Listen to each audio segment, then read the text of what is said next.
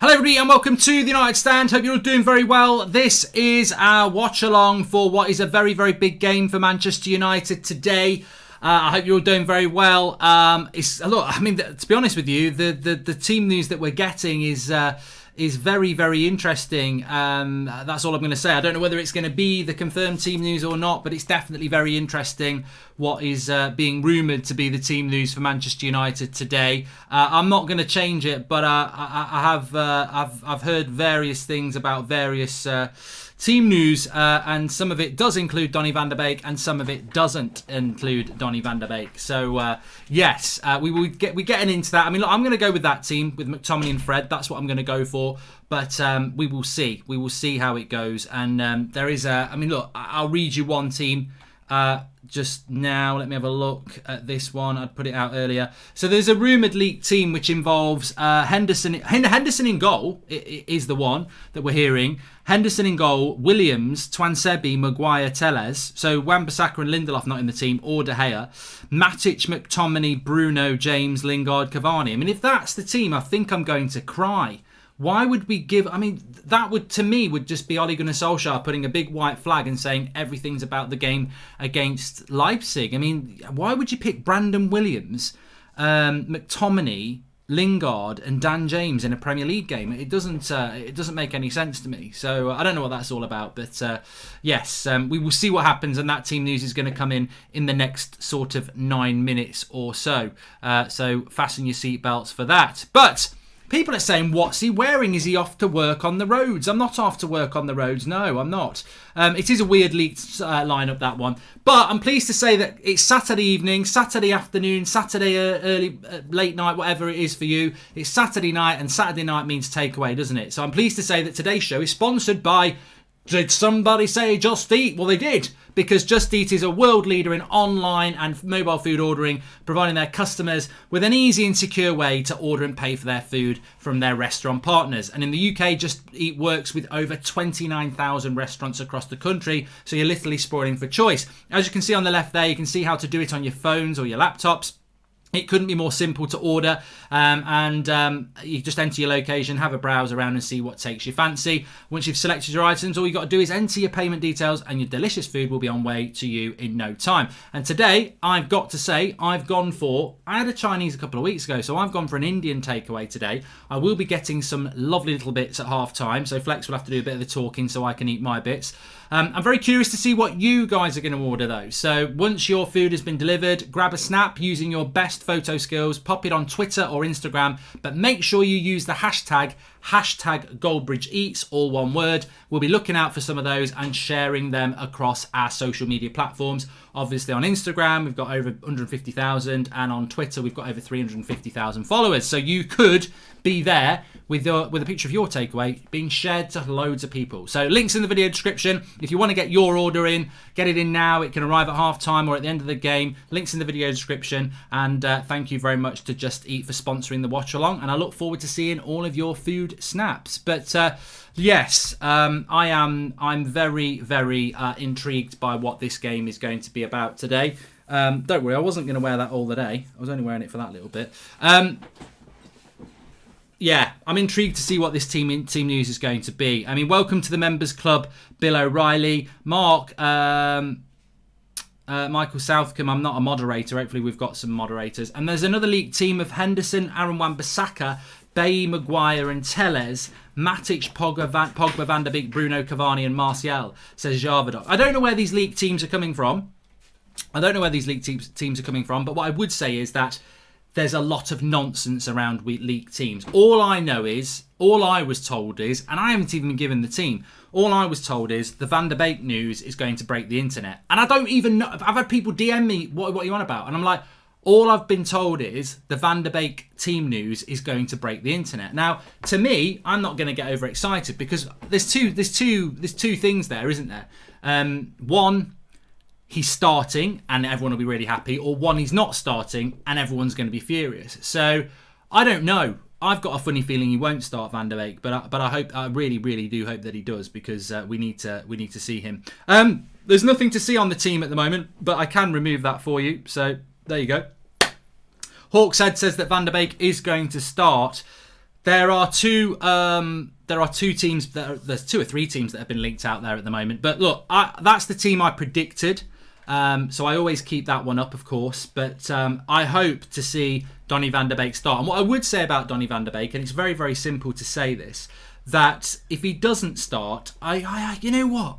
Just get in lane and have your own opinion. I hate these moral merchants who say, oh, these United fans like Goldbridge saying that if Ollie doesn't pick Van der Beek, he might not know what to think about him in the future. Who does he think he is? Just trust the process. Hold on a minute. Stop trying to point score off people on social media. If you want to trust the process, you trust the process. But I live in a democratic football where you can have different opinions. And if Ole Gunnar Solskjaer doesn't pick Van der Beek tonight, then I will not think fondly of it, being as he dropped him for PSG and would be dropping him for West Ham. You don't drop a player twice to get him ready for Leipzig. You either play him in one game to rest him for the weekend, or you play him in the midweek and maybe rest him at the weekend. If he doesn't start Van der Beek tonight, he didn't start him against PSG, that shows what I fear. And I don't want it to be true, but I fear that Solskjaer doesn't, for whatever mad reason, value the talent that Donny van der Beek is. So I'm really hoping that he will be starting this game. But if he's not starting this game, then I do believe that some fans, including myself, have got every right to say, I don't trust the process, I think it's a load of shit. But we will see. I'm hopeful that he's going to start, because I'm hopeful that if Ole Gunnar Solskjaer is going to be the manager I think he can be, and I hope he can be, then he needs to start picking his better players. Do you think Bruno will be rested for today? If anyone needs a rest, it's probably Bruno Fernandes. So why are we resting a player that's hardly played for us this season? We're not resting him. He's just not picking him if he doesn't pick him. And that's because he doesn't want to. Trust the process, says Daniel Luciano. And Tom Barnes says, I love the channel. Win, lose or draw, we all feel the same. But I'm glad I've got United stand to express my thoughts and emotions. But the channel United as all, thank you, Mark, says Tom Barnes. Thanks for your super chat there. You can do your super chats through the $ below if you want to contribute to the channel and get a readout. That's fantastic.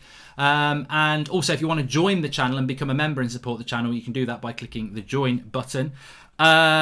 Frederick's tweet. Let's have a look at Frederick's tweet, because he is, well, you know what? Even Frederick has not been accurate many a time with Manchester United. But he's got Henderson, Wan-Bissaka, Lindelof, Maguire, Telles, McTominay, Pogba, Greenwood, Donny, Martial and Cavani. So that is starting to gather a little bit of momentum, that he's actually not going to play De Gea, and Bruno's not going to start. That is quite interesting. I want Martial to start, but Pogba would start in this game. It's interesting. I mean, I wouldn't be opposed to that. I think if anybody needs a rest, it's Bruno, but I wouldn't rest Bruno in this game. Connor Shields, welcome to the member club. Thank you very much for that. According to me, Lingard can provide more than Scott McTominay, says Manav, and Bruno should rest. He has played a lot of league games, says Jamie A. Also, let's have a look. Another super chat coming in here from... Rumour has it Fred hasn't travelled. He's left out at Manchester. I mean, again, why would you not take Fred? He can't play on Wednesday nights. That would be really weird. I need Bruno. I triple captained him, says Daniel Luciano. Yeah, that's probably not the wisest thing to have done with Ollie in charge. You just do not know what he's going to do. But yeah, it is interesting. How confident are you feeling for tonight, pal, says James Q. I think so much of it depends on the team, really. It depends on what team he's going to pick, really. That's all I can say about that, because I don't know.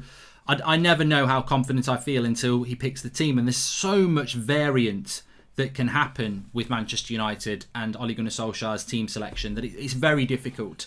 It's very, very difficult. But I do think we'll see Scott McTominay start. We're going to get the team news coming in very, very soon, so fasten your seatbelts. Why is Rashi out the team, says Law X. I would imagine he's out of the team because of fitness issues. Bruno rested, Van der Beek and Pogba play, says Akash. So this is looking good. For me, we definitely need to see Donny van der Beek starting in this game. And look, if Pogba starts, Pogba starts. Simple as that. You know, remember me, Mark, says Dylan Taylor. If Ollie didn't rotate the squad today and we lose to Leipzig, Ollie will get criticised. If Ollie does rotate and we win against Leipzig, people will say he's not good enough. He's not got good players. He can't win, says Dylan Taylor. You are Italian and used to be in the police, says I Jacob. Mate, your investigating skills are amazing. I literally spoke about it on a podcast 2 days ago. But well done for stating the bleeding obvious. We're just waiting on this team news to come in, and I'm hoping it's going to be the team that has sort of leaked out in the last few minutes. Because but what I would say is it's all right to rest Bruno and Rashford and De Gea, but yet again, why have we not rested somebody in the centre-back positions? Why are we not doing that? Why is that not happening? Why are Lindelof and Maguire still being picked? That to me is a pertinent question that we still don't know. Van der Beek does start. So it is that team, which is quite interesting. So I'm going to change the team on the screen for you now. But the team we were talking about a moment ago is, in fact, the team that we're going to get today. So De Gea's not in goal. Wan-Bissaka is starting. Lindelof and Maguire start. So it's the normal back line. I'm just going to get Dean Henderson starts. I'm not too sure why we're doing that, but Dean Henderson does start. No, there is no Fred as part of the chat squad at all, which is really, really odd. I don't know why that would be.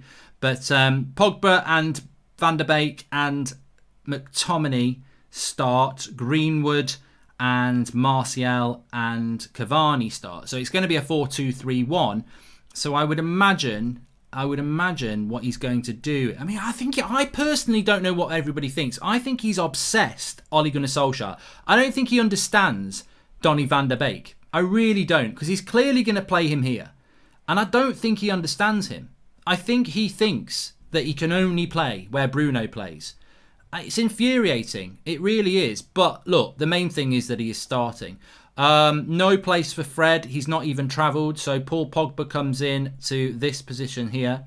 There is no place for Marcus Rashford as well. And I don't think Marcus Rashford is on the bench. Let me just check. No, Marcus Rashford is on the bench, actually, as is Bruno Fernandes. So they are an option.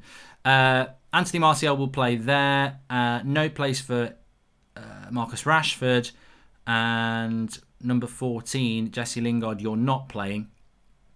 But Mason Greenwood is, and Mason Greenwood will play there. So let me just come back and go here. Okay, so that is your team for tonight. I think it will be a 4-2-3-1. Fred completely dropped. No place for Fred.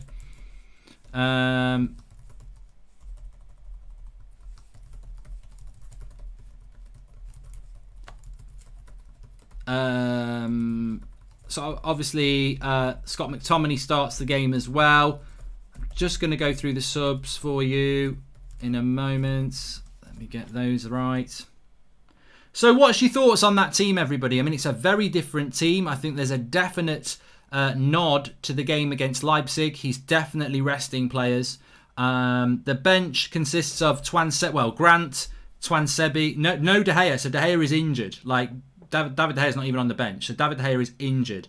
Grant on the bench, Twansebi, Williams, Bruno Fernandes, Juan Mata, Nemanja Matic and Rashford. No bench place for Jesse Lingard. No bench place for Fred.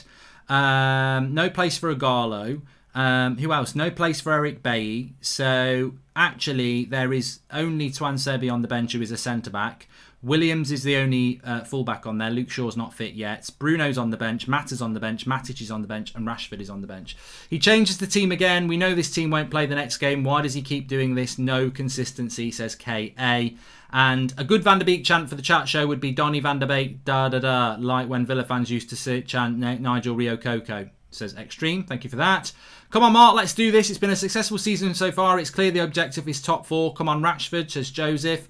And Ollie taking the big risk, benching Bruno. He's overlooked West Ham. They've been good this season, says MJL1106. And the no Lingard, no party, says Ewan Black. I'm surprised Jesse Lingard's not involved. I've got to be honest.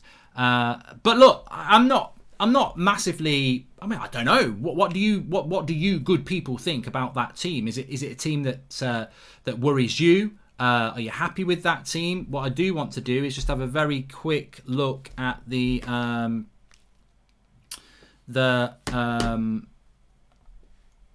West Ham side, and I can tell you that West Ham's side is Fabianski, Balbuna, Ogbonna, Cresswell, Kufel, Rice, Soucek, Masuka, Bowen, Fornells and Haller. So they'll play with that sort of back five, with then Rice and Soucek in front of them, Bowen and Fornells as the width, and then up front you've got your man Haller, because there is no place for Antonio, who's not fit. On the bench, Mark Noble, Snodgrass, Lanzini, Benrahma, Diop, Johnson and Randolph. So I mean, I think somebody said to me, what's your thought process ahead of this game? And Alec Martin says, I'm disappointed with McTominay starting. Not starting, but squad rotation is a good idea. I'm overall quite happy. And to be honest, I like this. One thing I would change is Scott for Fred, but this brings so much joy. It's so refreshing. And I think Ollie's starting to learn about depth, new tactics, and using players' wide attributes, as Forever PVM. I think it's more that he wants to groom Donny van der Beek in a cam position, because we are one Bruno injury away from not having a good one. It's essential our highest risk position, especially since Pogba future uncertainty, says M.A.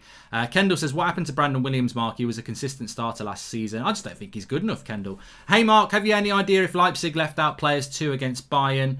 We can have a look at that. It's a good point, Stephen Cherney. Welcome to the Members Club, Akash, and happy with this lineup, to be honest. Bruno needs a rest. Do you think we are more likely to get Champions League by top four or dropping to Europa League and winning it, says Joshua Bowwater? I think you've got to look at top four. And I don't mind the lineup, says Truly Balls HD. I probably would have had Matic over McTominay. Resting Bruno isn't a bad idea, and very interesting Fred isn't in the squad. And I think we're playing 4-1-4-1 to cover slow centre-backs and also keep a high press, says Tom O'Duff. And welcome to the Members Club, Daryl Agile. Thanks for all the super chats and the people who are becoming members. Right, okay, I'm going to give you my honest opinion here, and then we can obviously get your opinions as well. However, I think this means Van der Beek won't start on Wednesday, says Kit Erland. Yes, I think Van der Beek has got zero chance of starting against Leipzig. That is a frustration. I think that I can't help but feel... Well, I can't help but have these fears that I'm going to tell you. Two fears, really. One, we are all going, oh yeah, Bruno needs a break. Rashford needs a break. Yeah, it's good. Yeah, he needs a break. And yet we're still playing the same two centre-backs. The Bubble Wrap FC centre-backs are playing again. When are we going to rest one of our centre-backs? When are we going to play a centre-back like Twansebi or Bay, who are both fit and are quick? Why are we playing Lindelof and Maguire again, who everybody, ex-player, media, you know are an accident waiting to happen, but we never rest them. And we know Lindelof's got a bad back, and we know Maguire's been carrying injuries, and yet again, we're playing them. I feel sorry for them. He never stops playing them. And I think they'll do all right today, because I think Haller's a load of shit, but I still think, why? What? We've rest Bruno Fernandes and you never change your centre-back pairing. I would have changed that. My second fear is I think he's made too many changes. I mean, look at that team. McTominay's playing with somebody else again. He's playing with Pogba, who hasn't played for a while. Van der Beek is playing in a new position that he hasn't played in the last week. There you go. All right, okay. And Greenwood comes in. He's not been doing particularly well. So... I think what Ollie's tried to do is, I know why he's trying to do it. I'm just scared of it. I'm not against it. Don't say I'm against it. I'm not against it. We're a fan channel. I'm giving you my honest opinion. I'm excited, but I'm also a little bit concerned because we've seen this before. It's very hard. I think it's very hard to get. I think sometimes we're over negative about a team, about a formation and a team. But I think on the other hand, sometimes we become overexcited about it. And I think what Ollie's done is he's gone for a solid back four. He's not changed the back four. He's put McTominay in there because he loves him. He's put Pogba next to him. Big game for Pogba. Van der Beek, big game for him as well. And a big game for Greenwood. And I just wonder whether we've made too many changes. But Rashford did need a rest. And Bruno did need a rest. So... I think that statement that somebody said, he's damned if he does and he's damned if he doesn't, really, is he? Because he's got to try and get players a rest. But then on the other hand, Maguire and Lindelof play another game. So it's difficult, isn't it? Welcome to the Members Club, Jan Olive Hoagland. And I have a gut feeling Donny will be in the role you've put Pogba in, and Pogba will play in the Bruno role, says Joshua. I would love to see Donny van der Beek playing in the deeper role. I'm happy Antonio is not playing, but it's true Van der Beek will cost Ollie his job, to be honest, says Fabian. And Mark, can Man United appeal Fred's second yellow, Fred? If so, then could be why Ollie left out Fred, says Joshua Rondell. I don't think you can appeal. I mean, to be honest with you, I'm going to take a few notes here. Fred, too many changes, and centre-back. And I take those notes for the simple reason that they're my fears before the game, and we can discuss it after the game whether those fears were valid or not, because that's the right thing to do. So Saham says, Mark, what if Pogba is playing in Bruno's position today and McTee and Van der Beek is the pivot? I hope so, Saham. And the Donny van der Beek chant should be based on the beat of the song Black Lace, Do the Conga. Do, come on and do the conga, says Extreme. I like that song, actually. So, I mean, look, does anybody actually know why Fred isn't playing today? Because I think that would be interesting to know why he's not playing. This team selection would either get thrashed convincingly or thrash West Ham convincingly. Nothing in between, and I'm fretting already, says Baloo Singh. And reports saying Fred has COVID, says Ewan Black. Yeah, I think there's got to be something about Fred. Why? I mean, look, I think the fantasists amongst us would like to say Fred's been dropped because he got the red card, but he didn't get the red card. Well, he did get a red card, but the second yellow card was dubious, and he didn't take him off for the head. What I'm trying to say is, no manager wouldn't have had Fred at least as part of the squad today, because he's not playing on Tuesday. So he's a player that you could play today. You could even start today and not worry about fatigue. So Fred not playing today is surprising. There's got to be a reason, and it's either an injury or maybe it's COVID. We'll have to see. We can't win without Bruno, says Elias, and well, we need to prove that we can do in that. Ewan Black says reports saying that Fred's got COVID. I've been saying this for some times now. McTominay and Ollie's obsession with him will be Ollie's undoing, says Chris Grathwell. You know what? I don't know whether it's Saturday night fever for me. Maybe I have got a Saturday night fever, but I think we're going to win. I think we're going to win tonight. I'm going to be positive and say that we're going to win tonight.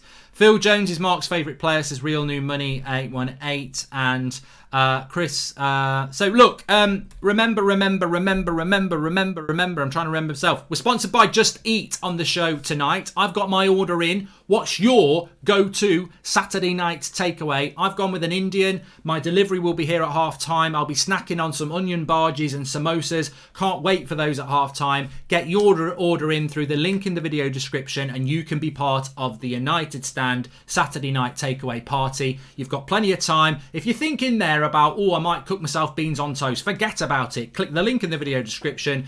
Get your order in. Get it in for half time or full time. Also, what I want you to do as well is hashtag Goldbridge Eats. If you're on Instagram or Twitter, take a picture of what your order is, and we'll start retweeting and reacting with those as well. But it's Saturday night. Thanks to Just Eat for sponsoring the show.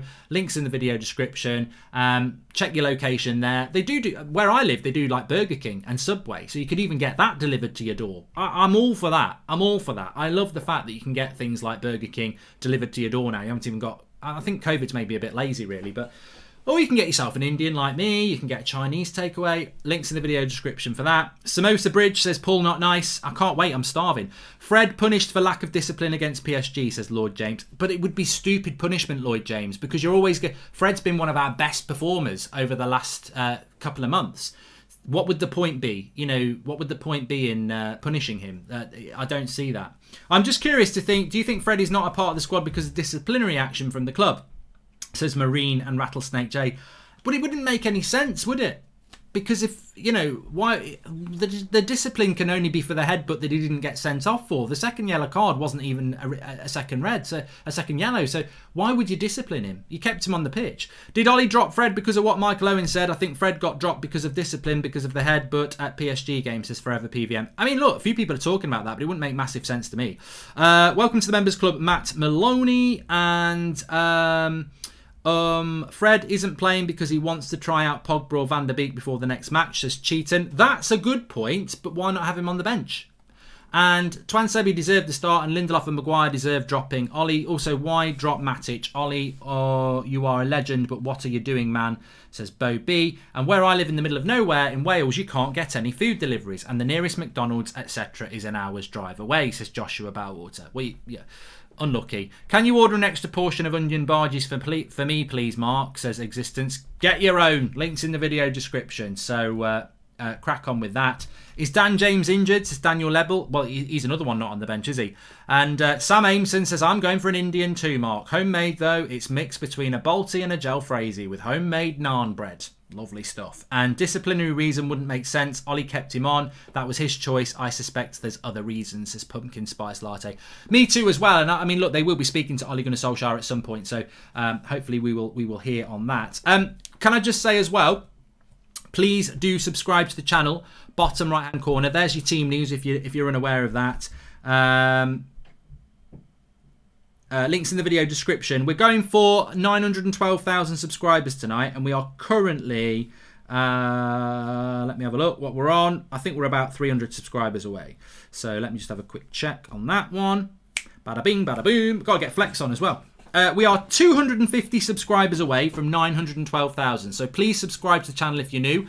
Bottom right hand corner to do that. Obviously, it's free to do that. It just gives you notifications when we're live. We're live every night at 8 o'clock. We've got the 10 a.m. show Monday to Sunday, actually, every day, 10 a.m. With the Manchester United news reaction. We do press conference reactions, transfer news, previews, match reactions. And of course, remember in the second half, you do the player ratings. You drive the player ratings. On my match reaction, I do give my player ratings, but when I click and mark my players out of 10, 6 being the average, you can vote for yours on the website, and it aggregates all the thousands of people of you that vote, and then they compare it to mine. And to be honest, we've been quite close recently. I think it's amazing, isn't it? I mean, I think on the PSG game we had like 11,000 people had voted by the time I did my player ratings, and I was giving somebody a 6, and yours was like 5.7. So we've never really been that far apart, which is good. What's happened to De Gea tonight? Thought De Gea was our league keeper, not Henderson, says Joel Morris. I think he's injured. Mate. Mark, Ollie was right to keep Fred on. Fabinho got a yellow early in the first half against Barca at Anfield when they won the Champions League. It's game management, says Abai. Do you think putting Bruno on the bench was smart to give him a rest? Will Van der Beek be able to fill his shoes, says Jerome T. Green. And Realistic27 says that Ollie doesn't seem to believe in best 11. Do you think it can be a reason for our inconsistent performance, says Realistic27? Yes. Hi Mark, West Ham have taken points off Spurs in City this season, so I would have played our most important player, Bruno. Can't believe he's on the bench. That's from Jordan Such. And Salah Ahmed says, is Bruno your fantasy team captain? Also, is Bruno actually rested, as you'll be bought tonight in the second half anyway? He is, Mike. I've had a shit fantasy Premier League, so I'm not really bothered anymore. In fact, I'm going to throw my toys out the plan and not play anymore. You ready for the masterpiece tomorrow? Spurs are lucky Pepe isn't playing, who is playing better than Martial and Rashford this season, says Zane. And glad Bruno and Rashford being rested. Big game for Pogba and Greenwood. They need to improve. Donny needs to keep showing quality, so Ollie can't ignore him, says Kieran Byrne. And Ollie should play at front three of Phil Jones, Harry Maguire and Lee Grant, says Brendan Rodgers. Imagine if it was the real one. That would be jokes, wouldn't it? But no, I think we're going to win. My score prediction based on the team, I can't remember what I said in the preview. Does anyone remember what my score prediction was in the preview? But my prediction now that I've seen the team news is I think we're going to win. I think we're going to win 3-1. So I'm feeling quite confident. But Flex, how you doing, pal? Let me just make sure that I've not muted you again, because that was jokes the other night. I'd done it again. Had done it again. You don't rate me at all, no respect. I just have to get you on, really. Some people actually do like you. It's the hardest 45 minutes of my week, having to pretend to like you and your opinions. But seriously, what's your thoughts on the team? I mean, Bruno's not there. De Gea's injured. Fred, we don't know what the story is there. Obviously, he can't play on Tuesday, Fred, so you would have thought he would be involved in some point. Saham says, we all know the Diamond is going to return against Leipzig. Ole Gunnar Solskjaer has taken a gamble today. He's making too many changes. A couple of reporters on Twitter reporting that Fred's just been rested. But why would he be rested when he can't play on Tuesday? And what's your thoughts, Flex? Sorry. Yeah, the first thing about the Fred situation, I'm assuming there's a knock, an injury. Someone said he might have caught COVID. I don't know, but it definitely doesn't make any sense if he's disciplining him and dropping him out of the squad, because he can't play on Tuesday night. He's been one of our best players. if anything, I probably would have started him in this game, to be fair. I don't see what's going on, but I'm not going to go off yet because we don't know the reason. No. But it is odd. And you know what? I don't mind. At the end, there's so much reliance on Bruno that we've had. So much. He hasn't had a rest. And we did have a flare up against. Then we got kicked on the ankle, trod on by Romeo.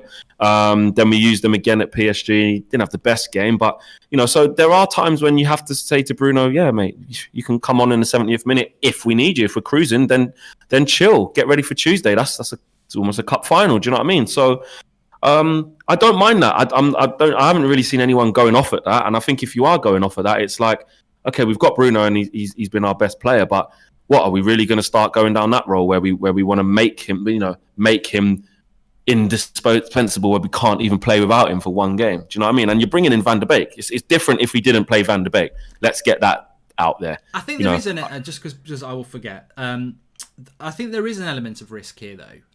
I feel that when I look at that team, all right, Cavani's starting, Martial, Van der Beek's a new starter, Greenwood's a new starter, and Pogba's a new starter. So effectively, from Wednesday night, it's 3 changes, but it's 50% of your front 6.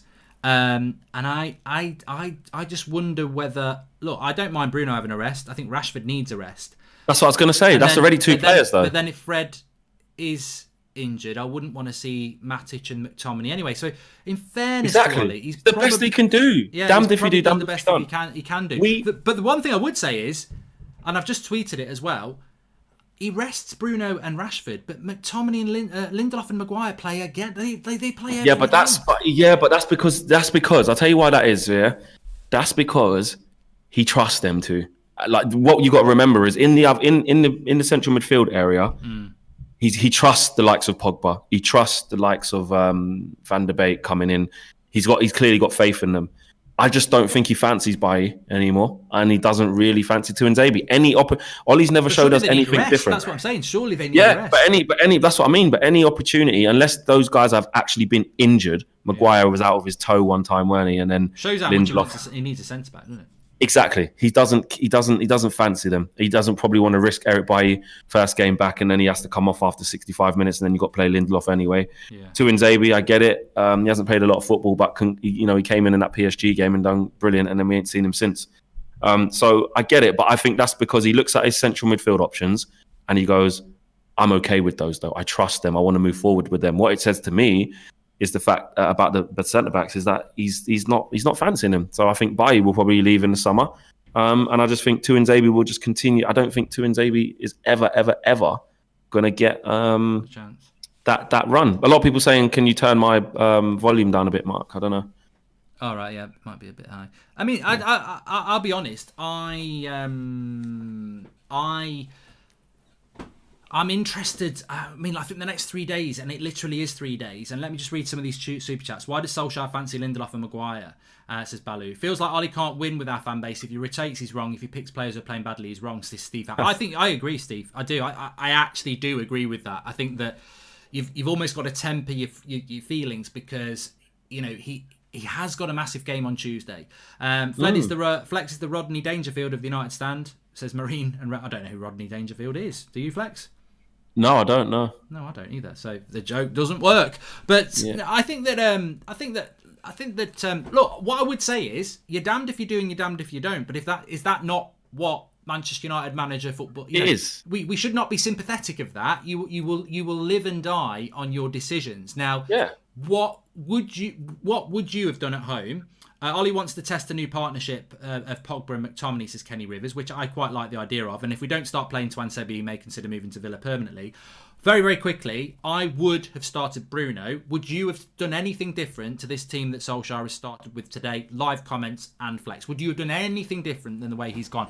I would have started Bruno, and I would have played Van der Beek next to McTominay, and I wouldn't have started Pogba. That's what I would have done. That's the only changes I would have made. I can understand that, but I also would have looked at the player. Like, if I know Bruno's carrying bruises and he's getting a little bit fatigued, and then in training he kind of flared up again a little bit, but he could probably play. But actually, I trust Van der Beek for a game. Yeah. I'll just play Van der Beek. Like, I'm not this wrapped up in this whole because this is the problem. What we have we get wrapped up in the players, and then when Ollie doesn't rest the players and plays them all the time into oblivion and rinses them out and burns them out, we're like, why is he not resting players? This is the whole reason we got Van der Beek for games like this. When Bruno's played back-to-back game after game after game after game after game, we said it the same with Pogba, although it hasn't worked out that way. We were like, if Bruno and Pogba are off form because we thought it would be perfect and it wasn't, then you bring in a Van der Beek. This is what the squad depth is for. Hold tight, Hitman says, flex sod off your spearheading and Ollie hate. And I'm not talking about now. I'm talking about since the very beginning, which I don't know. Hold tight, Hitman. I don't know where you got that from. Must be looking at a different flex. But what I will say is that we've asked for squad depth and we've asked for squad rotation and quality. And if you think about it, we've kind of got that. Do you know what I mean? Because actually we've got Pogba, Van der Beek and Greenwood coming in for Rashford, Fred and Bruno. So it's not just to play devil's advocate here, and I'll throw you the question. I think what people are frustrated about in one way is that, yeah, squad rotation's fine. What's your best 11? What's your best? And that's the thing, is it? Is it squad rotation? I mean, but he might not be able to play him because, like you said, but surely, I suppose the little hint of an excuse I can give is if he's Look, De Gea's not playing because he's injured. He said that. Yeah, and he said Bruno's been kicked all over the park and had a bruised ankle, etc., etc. Yeah. If I don't have to use him today, I won't. Sometimes you have to do that. Bruno's played how many games back to back now? Yeah. Where was the last game he was rested? It was at Brighton in the Carabao Cup. But the team on Tuesday, that should be the team. That should be his best team. Because if Rashford's not playing tonight and Bruno's not playing, we know he always plays Rashford, and we know Bruno's his best player. And he'll probably be back for Tuesday. Do you know what I mean? Yeah. We have got. And I get it. We've got a lot of big games with Man United. You've got to play the players as much as you can, and I get that. But the game on Tuesday is massive. We can't afford to lose.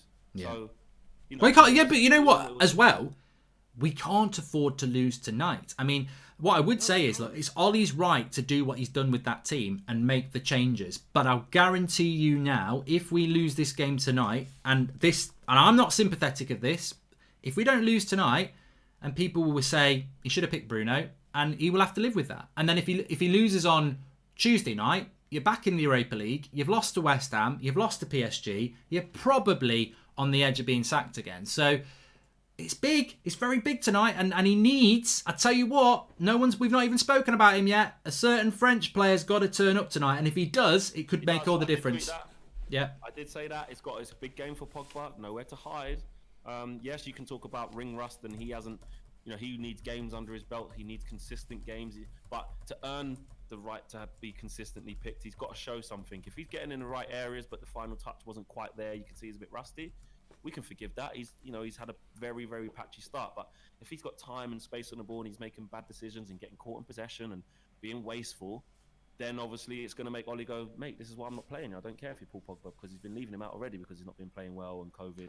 But that's a positive as well, isn't it? Because he could have played Matic and McTominay. And I think we all would have gone, oh, 2 CDMs again. So at least Pogba, whoever plays next to McTominay. You know what I'm interested in? Ricky was saying as well, and a few other people have said this, is that it doesn't have to be Bruno in that number 10. I mean, it might be Pogba in the number 10 today, who knows? But whichever one it is, he's saying that you could not play Bruno and we'll be perfectly fine. We'll create just as much chances. It would just be shared out around the team. Well, we'll see if that theory's proved right. We'll see how integral Bruno is when he doesn't play. And look, it's easy to think, Jesus, we are screwed without him because he has been that great. But I tell you what, if we have a decent performance and a routine win, I would say a professional performance, then you have to say, you know what, Ollie, well done. That's where you rest your players, and that's how it should be at Man United. We shouldn't have to rely on one single player. That's what I'm saying. So I think I'll be interested. For me, the reason for Bruno is in all the consistent lineups he's thrown out there, he was the only one who looked decent. What happened to Lingard needed, says Fabian. Flex Mike's was a bit loud. I think we've sorted that now. No, they're saying they can't hear me now. They're saying it's too low. Don't listen to them. Don't listen to them. Sergeant Miles, welcome to the Members Club. Thank you very much. We're basically playing 3 strikers today. This is what scares me. The mentality of a striker is a lot different than a winger's, says Deepak Singh. Can't hear Flex. Okay, I'll knock it back up again now. Okay, thank you very much. Jory just messaged me. I think when somebody is making a super chat of a fiver, that probably is true. Sorry for that. Okay, just very quickly, let me just do this, Flex, because we are sponsored by Just Eat tonight, and I do want you to tell me, what did somebody say? Just Eat? I'm like a Just Eat Superman. I've got an Indian takeaway coming at lunch at half time. You can get your orders in on the link in the video description. Remember, hashtag Goldbridge Eats. Get your orders in with Just Eat, and when they arrive, send us a picture, tagging us in with hashtag Goldbridge Eats. We're going to be checking out that hashtag throughout the game, and we will be retweeting and tagging in on Instagram. So links in the video description for that. What would be your go-to Saturday night takeaway tonight then? Indian for sure. I had an Indian takeaway last night. Indian's my favourite takeaway. Indian's almost my favourite food. Would you have it 2 days in a row? I would, yeah. I might. In fact, I might even order one. I probably will order one, actually. I would easily have Indian 2 days in a row. I love Indian food. Love it.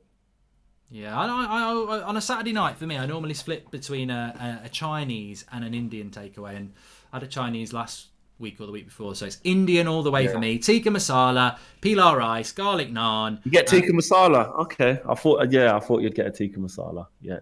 Rolf Janssen says your volume is perfect now. So tikka masala, I've got some samosas, some onion bhajis, and when you're on at half time, I'm just going to listen to your dulcet tones, mute, and have a big old bite. So links in the video description for that. Just Eat. Thanks for the sponsor, and please do click the link in the video description. Get your Saturday night takeaways, and remember, hashtag Goldbridge Eats when it arrives. It can be after the game as well. We'll be monitoring it all night. Put your pictures up, hashtag Goldbridge Eats, and we'll be retweeting some of those. Hopefully to a Manchester United win, because what we mustn't do in this game, Flex, is underestimate West Ham. Who loses to 100%. Arsenal? My favourite quote of yours from our win last year, says Tyler C.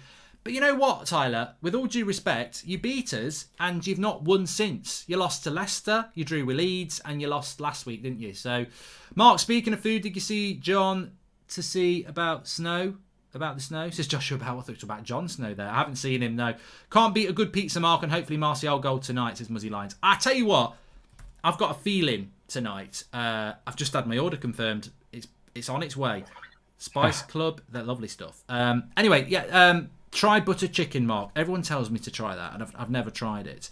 But butter chicken's banging, by the way. That is banging. What is it? Really just nice. Chicken with butter on it? It's nah. It's like a sweet kind of sauce, curry sauce, and it comes like the color of it's like quite pale, but it's banging, or kind of like a yellowy pale color. But it's really nice. If you like sweet stuff, it's nice.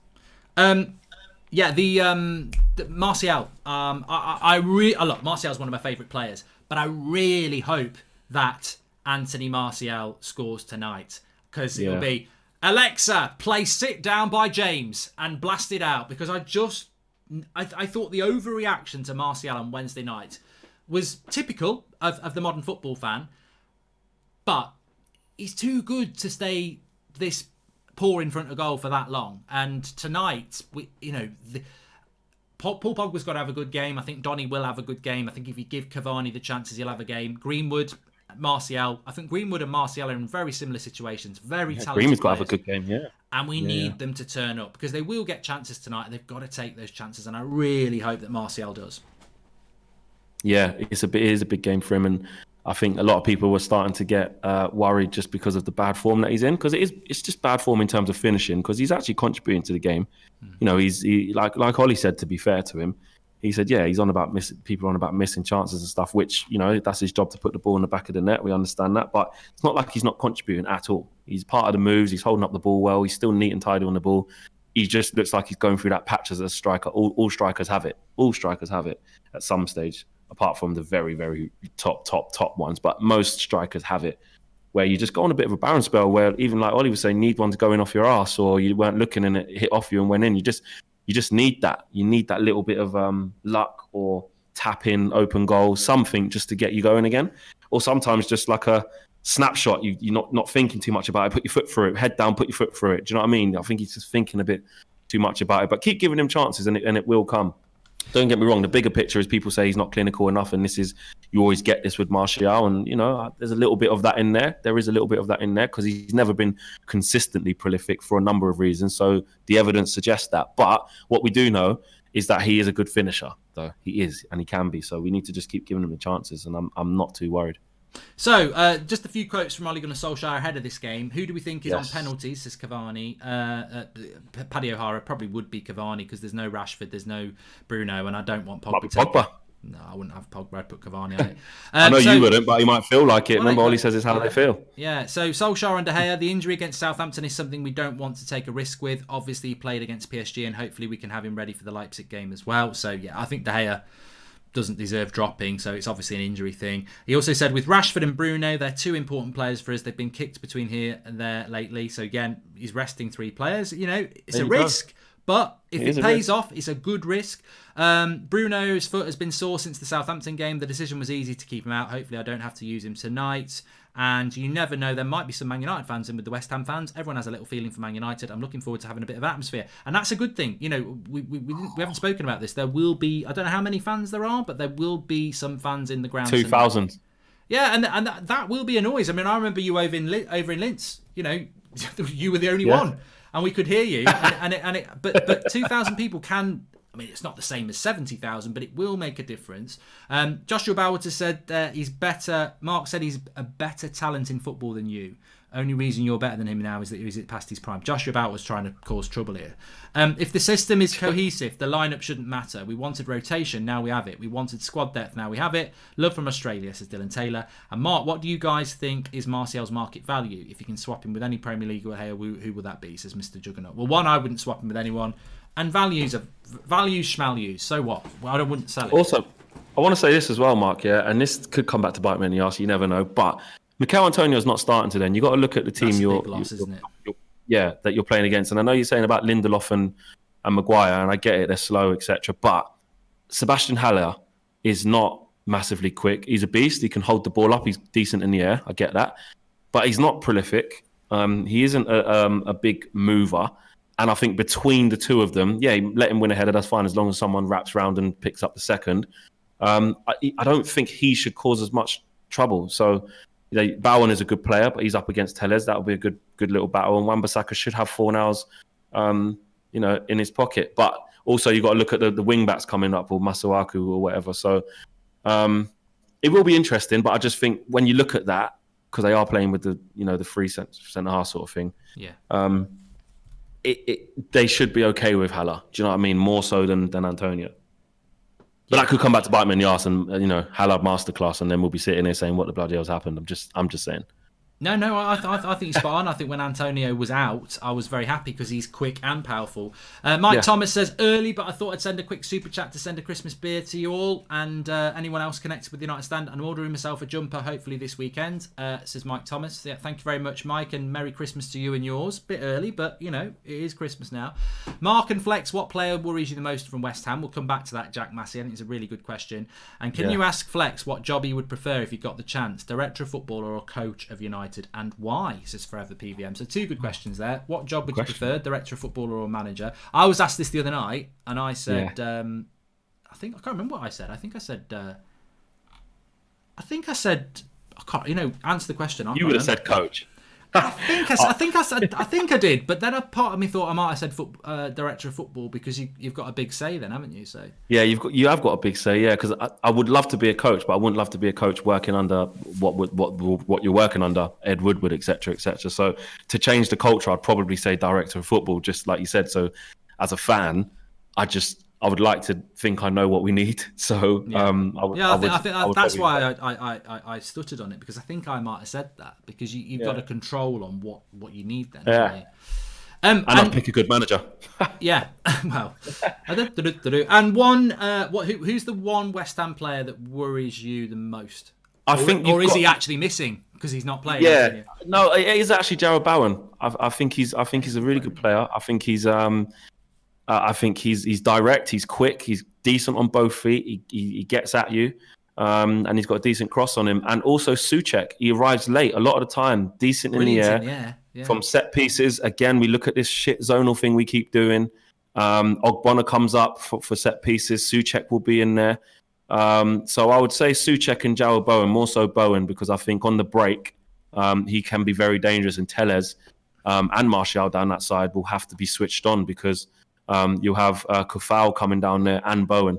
And on the other side, obviously, with Greenwood and Bissaka, you're going to have Masuaku and 4 nows. And 4 nows has looked to more so come in rather than running behind. But Masuaku does like an overlap and will whip balls in. And Haller is a big presence in the box and big and good in the air. So definitely Bowen for me. Well, who's yours? I just wanted to say as well, I did say in the preview, and a lot of people didn't like it, I said nailed on Scott McTominay was starting tonight, and simply because they're big. They're a big team, and they're good in the air. So I'm not. Rice is big, Souček's big in the middle as well. So you've got Pogba and McTominay in there for some height and so maybe that's presence. why Fred's not involved as well. I don't know, but the one player that worries me was Antonio. I said it in the preview. Antonio worried me because he's quick and strong, and I think he's the. If we had a quick centre back, I wouldn't be so worried. But he's not playing, so I think Haller is a load of shite. So that could come back and haunt me worse than you now. And I think, you know what? I think Declan Rice, I'm going to give him a shout out because this is a player that you've always liked, and I was like, I'd rather have Pasta, but I don't have agendas with footballers. I have footballers that I like, and I definitely just want United to do well. So if you know, I thought Matic last year was awful, and then this year he opened my eyes and I went, you know what, fair play, he's doing well now. So Declan Rice to me, I was just like, I think he's so overhyped. I just thought he was another young English player who was overhyped. But I've watched him play for England and West Ham this calendar year, like 2020, and I've been really impressed with him. So. Yeah, he runs the midfield. He's a captain at 21. I tell you what, I'd love to sign him up. I would love him to come to Manchester United. I tried to say this to you before, and you were like, no. I got it. I wouldn't say I got it wrong. I think I'd probably.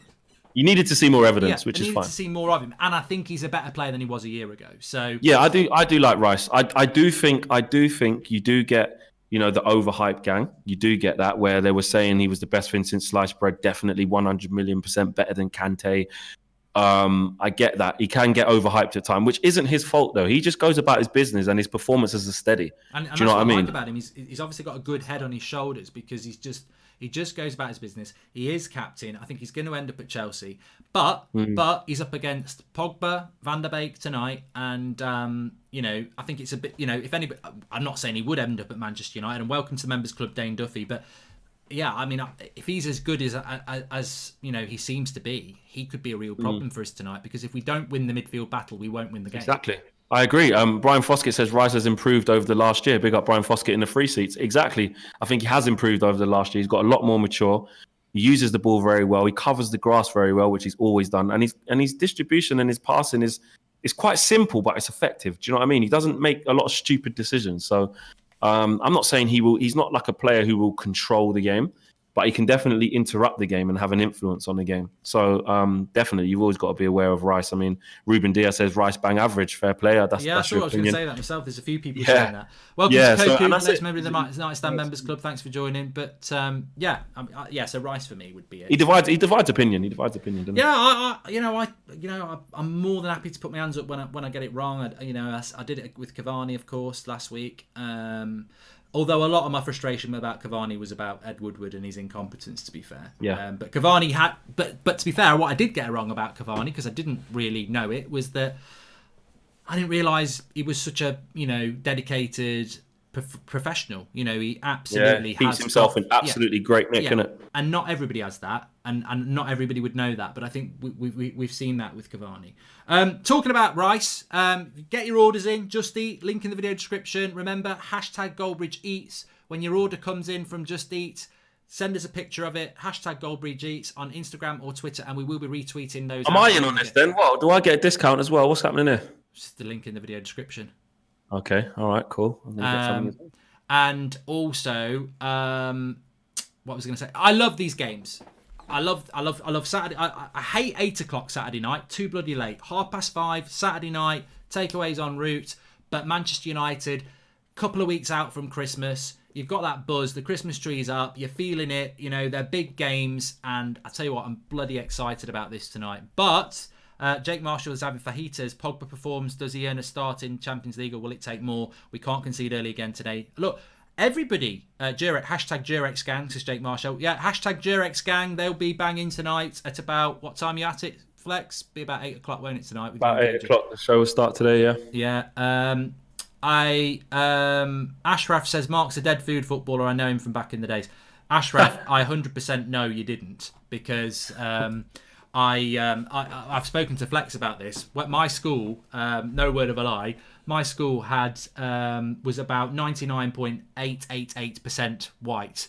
So if Ashraf had played football with me, I would have known Ashraf from any year in my school. That was just because I went to school in the country. So so Ashraf definitely didn't play football with me, unless he's changed his name. You know, it could have been Jimmy, and in which case it could have been him. But any update on the FA and Cavani, says and Kiri. I don't know whether you know about that, Flex. I spoke about this last night. So they've got till Monday to charge him, so it's probably incoming on Monday. Yeah, I think so. I think that will happen. And in the context of being fair and consistent and trying to change the narrative and make sure things like this don't actually happen, it should happen. I know everyone's got their own opinions on it, but for me, I'd like it if it didn't happen. I'd like it if they did take a common sense approach. But I think in the concept, I think in the context of the world that we live in now, the FA are not going to not do something about that, are they? No, exactly. I mean, look, if they give him a fine and give him the course, fine. I just want players I just want the system to make these things not happen. Do you know what I mean? We've been through it already. We know what he was and what he didn't mean and what he did, what he was trying to do, which was, be friendly to a friend and have a laugh to a friend that he follows, that he knows. Education, that's all it is, man. Hi, Mark. Would you say we have the best midfield in the league considering our depth and individual ability? And I think this is a great point because, we were talking about Pogba there. And with Paul Pogba, hoping for a win tonight, but I refuse to back Cavani. My best mate dealt with a lot of racism here in Cork, says Lorcan Smith. You see, and there are people will say, "Oh, he didn't mean it," but this is the thing. There are people who were offended by it. But Pogba, Martial, Greenwood better take their chances, says Ryan Stewart. And this is it. If we win and play well tonight, it can only be a good thing because. We already know that Bruno and Rashford are starters and they're not starting. So there's real opportunities there, and they must take them. Good performance, good game. That's what. Exactly. I just want to be looking at this game saying, well done. We've rested a couple of players. That's what the squad depth is for.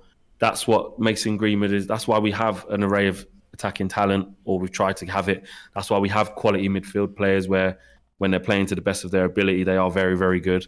That's what you want. We're just not blessed with that at the centre-back situation because Ollie doesn't trust it for whatever reason. So but other than that, we're starting to get competition for places. And I remember in that summer, well, it's only just gone, we were all saying we need to get better players and have competition in places. We needed some starters, yes, but we also needed competition. And actually, with Van der Beek coming in, we're using that competition. With Pogba coming in, for someone who's been playing a lot of football, we're actually creating competition. Same with Greenwood. Even though it might be injuries and fatigue that's made it happen, we now are not... Before, you got to remember, this was Lingard coming in, or Mata, or Pereira, or whatever, or Igalo, or whatever. Do you know what I mean? So now, we're looking at it going, right, it's Pogba coming in, it's Greenwood coming in, it's Van der Beek coming in. They're very, very good players. Yeah, definitely. Look, I'm very excited, but also I've probably been a bit like you last week here. I'm predicting a win. I'm going to ask you your prediction now. But what I am going to say is we've had some crap results at West Ham. There are a few key changes in this team, and I think if West Ham play well, I worry about Pogba, I worry about McTominay, I worry about Maguire, and I worry about Lindelof. But I think they're going to miss Antonio, and I think they're going to be a little bit blunt. So they weren't great against Villa. No, they were terrible. Absolutely terrible. What I mean? They weren't great, and I know he's it's like I always say, it's like boxing styles make fights. Just because they struggle against this team, don't mean they're going to struggle against you. And we've got a bad record there. We've lost the last 2 times we've gone there. It's a tough place to go to, and they got a couple of thousand in there. So you can't just judge it off that. But they wasn't amazing. Do you know what I mean? They have got their flaws. So, but any day the West Ham they're that team in it. They either give you a really difficult game, or they're absolutely pony. Exactly. What's your score prediction then? Well, I did go 2-2, but I always change it when I'm live, just when I see the team sheet. I just always do. So I'm going to go 2-1 win. 2-1 win. I've gone for 3-1. I think we can do it, and I think we have to do it. Paul Pogba, man of the match, incoming, says Mohammed. I mean, the only thing that worries me a little bit, and I say it in a joke way, but it will happen.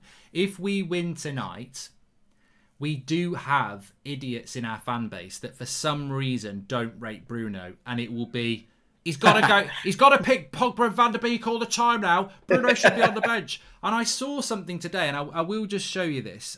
Amazing. And there's only one word that comes to mind to justify it. And basically, when you look at the Premier League top 6 since the end of January transfer window, that's an amazing stat. Manchester United are second with 48 points, and Liverpool are top with 50 points. But we've played a game less.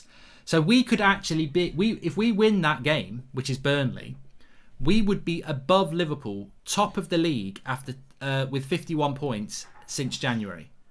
Yeah. Who came in at the end of January? But there will be people tonight. If we win this one game tonight, where Bruno's been rested, if we win tonight, there will be some of our fans saying, "I'm telling you, you've got to play Pogba and Van der Beek. Bruno ain't good enough. There's nothing about Bruno. I don't get it." And Ricky will say that. Ricky will say, I didn't want to name any names really, but to be fair, because Ricky won't mind me saying it, because he said it literally on the fan cam before last. What he said is that it doesn't matter who plays there in terms of Bruno or Van der Beek. Van der Beek can do just as good a job. That is what he said, to be fair. Yeah, but there will. I hope Pogba has a worldie, and I hope Van der Beek has a worldie, and I hope we win, because all I want is Manchester United to win. But I guarantee you, there will be tonight certain people going, "I've told you, this is what we need to do." And I wasn't actually talking about Ricky, by the way. There's people a lot more blunt about it than Ricky, and they're all over social media. So Ricky doesn't hate Bruno. No, and Ricky was very complimentary about Bruno on his last fan cam as well. Yeah, but the reality is, what I'm saying is, I hope Pogba and Van der Beek play very, very well tonight. But Bruno will still be the first name on the team sheet on Tuesday, as it should be, because he is the revolution. And he is the resurrection. Not quite, but he has been absolutely fantastic. Well, we're 100 subscribers away from 912,000, so please subscribe to the channel if you're new. Bottom right-hand corner. Let's see if we can hit that before kick-off. That would be great. Sorry, what was someone saying there about Maguire? I can't remember. Can't see what it is. Bruno makes things happen. But, that's very interesting as well. And we should just spend a couple of minutes talking about it.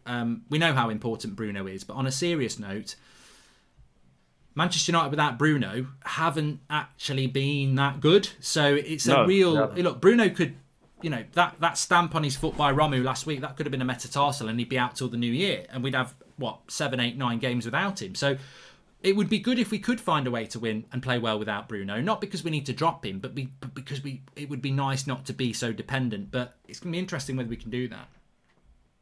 It is, and that's the key. I mean, I don't ever want us to be in a position where we're so heavily reliant on one player. Yes, it's great that he's come in and he's done what he's done, and he's absolutely brilliant. The numbers that he's put up are just staggering. They really are. But this is where I do understand when people kind of say, I would be equally as happy if those assists were kind of shared out amongst all of the midfield. I don't really care who does it. It's great for Bruno on a personal, but even when you ask Bruno, he doesn't even care. I mean, deep down, he probably does. All players say that. But do you know what I mean? It's like, it's about the team. So I don't care whether one man gets 34 assists or whether they're shared out between 3 midfielders or a few attackers. I don't really care. I just want us to be, I would rather sometimes it be shared out, because actually what happens is you end up creating the situation that we've started to find ourselves in, which we might find ourselves in if today doesn't go well, which is that you rely on one player for absolutely everything. There's no problem being a great player and being important to the team, but it shouldn't be the team just cannot play without you no matter what. Like, nah, come on, man. Yeah, exactly. I'm just having a look on Twitter here. There's somebody. I'll read it out because it makes me laugh. Basically, he's saying that Goldbridge is furious because Van der Beek is starting. But that's what I mean. Just don't watch the channel, do they? They don't watch the channel. Pog boom, says Joseph. He's very, very happy. Thanks for the super chat there, mate. And Owen Wright says, I'm sorry if I've missed you saying this yet, but apparently there are going to be some fans in the stadium. Yep, 2,000. They'll be socially distanced, but I don't think we will notice much. Be interesting to listen to Match of the Day later, actually, how it works out. But I don't think we will notice it very much. But it will definitely make a difference to the players. I'm sure you've played as well, Flex. Even when you're playing in front of 10 spectators, you can hear it. So 2,000, they're going to hear things because it's an echo chamber in there. Remember when we played at Old Trafford? Like if there'd been a group of 50 people in there, we would have heard them. So you hear it, it will be exciting for them, even though it's not capacity. Here's an interesting one for you, Mark. Some quotes from Everage on Sky. I can already feel people are waiting for Paul Pogba to fail tonight to criticise him. Nothing new there. It's not breaking news, is it? 100%. You know, that's the Paul Pogba that we live with now, isn't it? Did you see Millwall fans booing players when they took the knee before kick-off? Says Andy Jones. I did, and I didn't understand Pathetic. it. I didn't understand it, but then I remembered this is their first time back in, isn't it? For the BLM. Yeah. So we've not had fans. It's their first time back in, and they're absolutely outraged that there's a protest against racism. Yeah, so let's boo. Brilliant. Typical. They'll be banned, and it won't be because of COVID. Milinkovic-Savic for CDM is a good option, says Valvi. I think Milinkovic-Savic was always a Jose signing. Welcome to the Members Club, Kieran. Thank you for joining. Mike Thomas says, will live webcams return if United get 6k fans in Old Trafford or when it's a bigger number than in the grounds? We'll be there, won't we, Flex? Yeah, we will. We will as soon as we can. We'll be up there. Can get there. We'll be there. And would United stand consider buying United shares? Says Galib. No. It's the short answer because it won't make a difference. The Glazers have got a grip. So what would be the point? Yeah. Hector says, forget fielding our players. We should send out inflatable dummies and cones since they will keep the shape of the team and stay in their positions, says Hector. Well, look, there will be people waiting to go in on Pogba. There will be people hoping Pogba has a great game. There will be people wanting Bruno to start. He's not. We just got to go out there and get a result. And Flex, you've gone 2-1. I've gone 3-1. Any final thoughts ahead of the game? Just that thing that I always say, innit? Earn the right to play. You got to start with intensity. Don't give them too much confidence. Stay compact and play with tempo, man. Don't just treat it like a walk in the park. We have to keep them quiet on the counter because I think they will try and play on the counter. I don't think it's in their nature to try and just dominate us and keep the ball and keep us penned in. That's not their style. And watch out for Bowen on the break because he will cause problems. Zebra kit. Let's hope it's not a zebra crossing to 3 points. But yeah, I'll speak to you half time, mate. Thanks very much for popping on. Nice one. See you in a bit. And you can follow Flex on Twitter at FlexUTD. Edward Walters says, really interested to see how Henderson manages the defence tonight. Clean sheet, here we come. Millwall should be docked points for their behaviour, says Edward. And I think many people would agree with you on that one. Please subscribe to the channel if you're new. Bottom right-hand corner, we are very, very close to 912,000. We're literally 30 subscribers away. So bottom right-hand corner to do that. Subscribe. We're live every night at 8 o'clock. We've got the match reaction show after this. We're live all the way through till full time. Live every morning at 10 a.m. Loads and loads of content for you to get involved to. Real fan opinion, community, live chat, interaction. That's what you get on the United Stand. And we have got an amazing community, which is you lot watching. Pogba will deliver good balls to Cavani, says Johan. I really hope that Tellez can get forward this game. I think that Tellez has been not misused, but we've not got the best out of Tellez yet. We've not got him forward, and hopefully that will happen more today. Hey, Mark and Flex, hope you guys are doing well. Interesting team. Weird Fred hasn't even travelled. Let's get this win and get the confidence back. Vignesh, I don't even know what the story is with Fred, if anybody does. We have got fans in the ground. They are meant to be social distance. They look a little bit close to me to be social distance, but they look very close. Can we have a show focused on Maguire, a passenger, and the reason why we play 2 CDMs? Never marks anyone, doesn't block crosses. What's his role? Says Alarike. We've spoken about it a long time, mate. A long time. Remember, we are sponsored by Just Eat on the watch along tonight. It's a Saturday evening watch along, and what perfect time to get your takeaway. The link is in the video description. You can order from Just Eat, location-based food ordering service. They got things like Burger King, Subway, but you can get Indian takeaway, Chinese takeaway, pizza. Links in the video description. Get it ordered. I've got mine coming for half time. And if you do get your stuff ordered and you fancy it, take a photo, tweet it or Instagram, tag us, and just put hashtag Goldbridge Eats so we can search them out and retweet them during the evening. Big shout out to Just Eat. I'm starving. I can't wait for mine. But I'm also starving for Manchester United to win. It could be one of those nights tonight where a win is a win. But it could also be one of those nights where we win well, and we hope for that as well. But ultimately, I don't feel that tonight is one of those games where a draw's no good. And look, a draw's not going to get Ole Gunnar Solskjaer sacked. It won't. That's not the reason I don't want us to draw. 4-1 to United. Martial hat-trick would be great, says Sean. I've got a good feeling about tonight. I think it is going to be comfortable. I don't know why. Maybe I'm being foolish. I don't know. But I do have a confident feeling about tonight. But it's going to be very interesting because we haven't got Bruno. And Bruno is a very important player for us. And I look at that midfield three of Van der Beek, McTominay and Pogba, and McTominay needs to step up tonight. Pogba needs to step up tonight. We've got a front three that I think a lot of people would love to have, Cavani, Martial and Greenwood, when they're firing. They need to be provided with the service. Martial and Aubameyang by numbers. This season tells you about the agents against Martial, says Khalid. Well, yeah, Aubameyang's having a crap season, and Aubameyang's a very good player. So, but of course, we have this tendency to hate on our own players, and I just don't get it. But we're about to kick off. Let me get the timer ready. Please subscribe if you're new. Bottom right-hand corner. Let's see if we can get over that line of 912,000 just before kick-off. Timer is ready. I'm ready. I hope you're ready. Let's do it. Let's do it.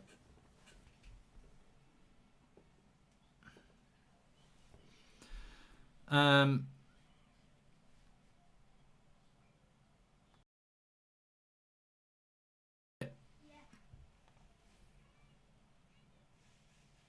we're off. We've kicked off here. So there are fans in the ground. I mean, it's interesting, isn't it? They're not cardboard cutouts. They are genuinely football fans sat there watching that game. So it's good. It's good. I mean, it's not real fans, but it's good to have some fans in the ground.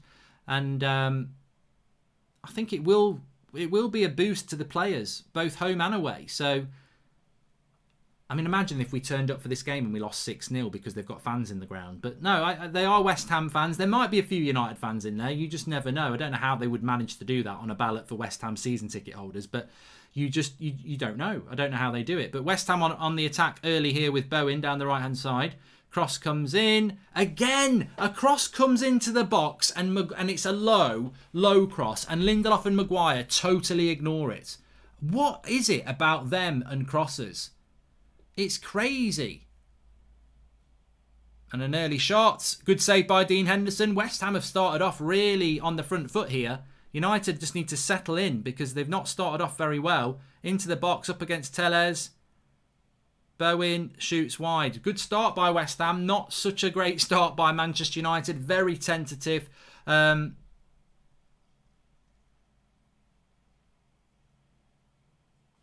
We need to settle in a bit here, Manchester United. It's a bit of a poor start, says Daz, but it's very early days as well.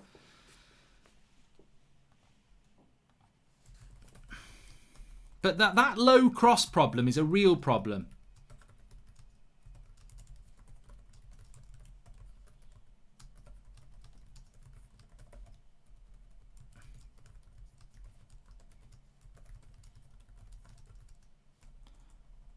Pogba on the ball here. Now, keep your eye on Pogba. He's playing in the deeper role. Into Martial there. He loses it. Already we're struggling, says Shivan. Early days. We need to settle into the game. Wan-Bissaka with the interception. We've not even had the ball really yet. So, here's Harry Maguire. Pogba playing in that deeper role. I like Pogba in this role because his passing range. He plays it for France. I think he can do it. Maguire, Lindelof, crosses and Zonal got to stop. Bruno is our Roy Keane. Thanks, Mark. Always. Says De Gea 10. Thank you very much for the super chat there. So, yeah, get your score predictions. We never did that. I went with 3-1. Flex has gone with 2-1. United just having a bit of possession here around the back. Donny van der Beek is... I'm trying to figure out what we're playing here. Van der Beek's playing to the right.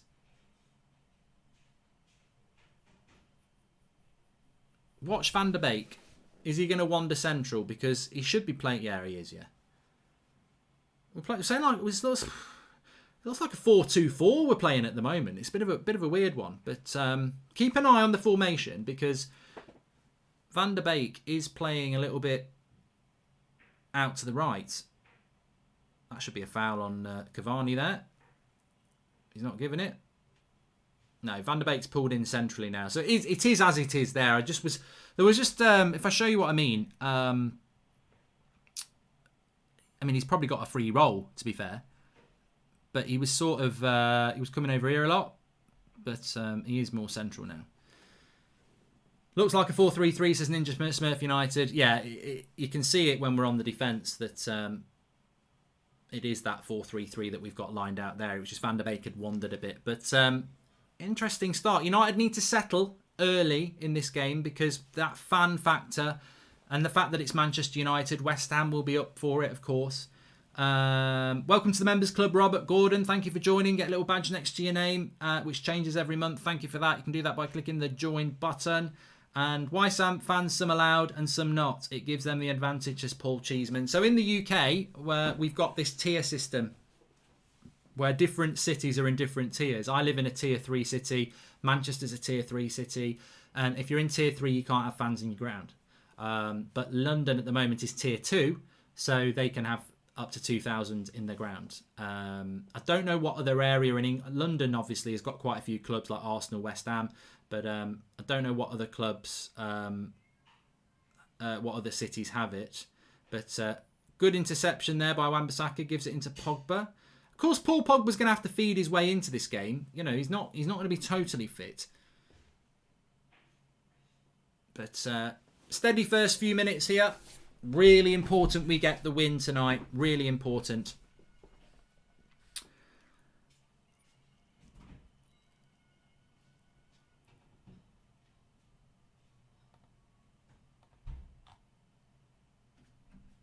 Is it me or is the camera angle weird, says Jack Manny. It is a bit of a weird camera angle, but I actually quite like it.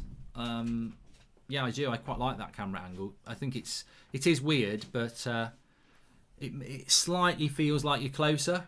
The problem is, actually, I hate it. I've just totally contradicted myself in a few seconds, which is a record for me. What I don't like about it is the angle of the pitch means that the far side, you don't really get a good grasp of what's going on. But good tackle by Wan-Bissaka there. Stuck out in our right-hand side. Get rid of it. Oh, that's not bad from Lindelof, to be fair. Well, in these positions, we've ended up losing the ball for a throw-in. So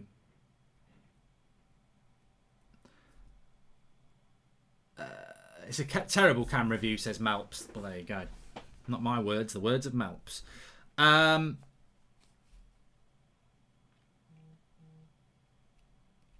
still got us 30 subscribers away from 912,000. So please subscribe if you're new. Bottom right-hand corner. It might just be my phone. Hasn't.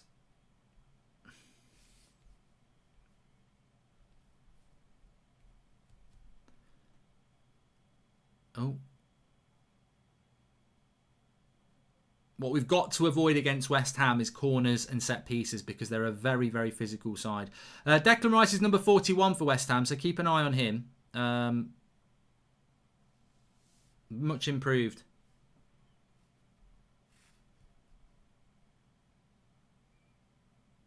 Nice ball into the channel for Greenwood. Nice play by Greenwood. He just needs to be a little less selfish, I think, Greenwood.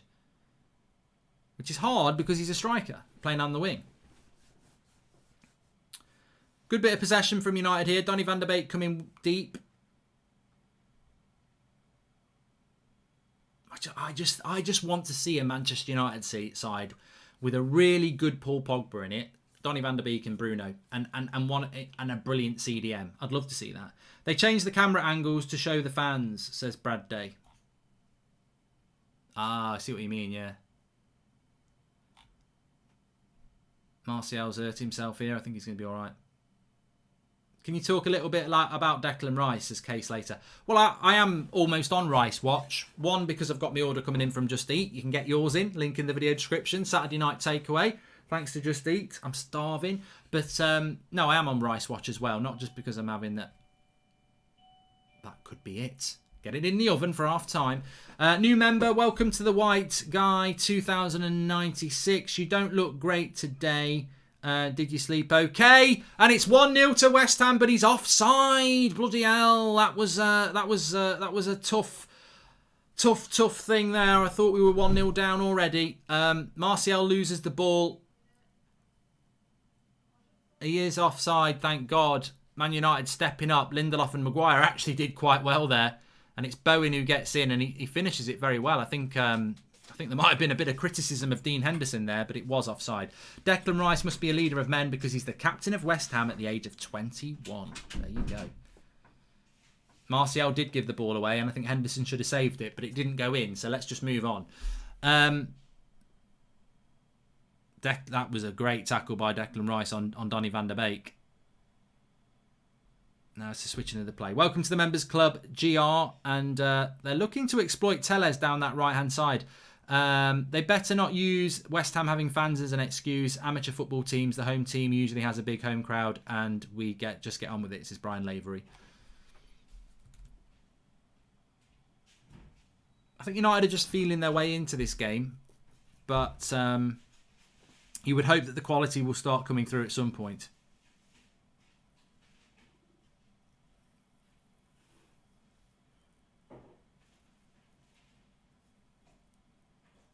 McTominay is unable to pass forward. Well, that's what we've got Pogba for, and he has just passed forward there.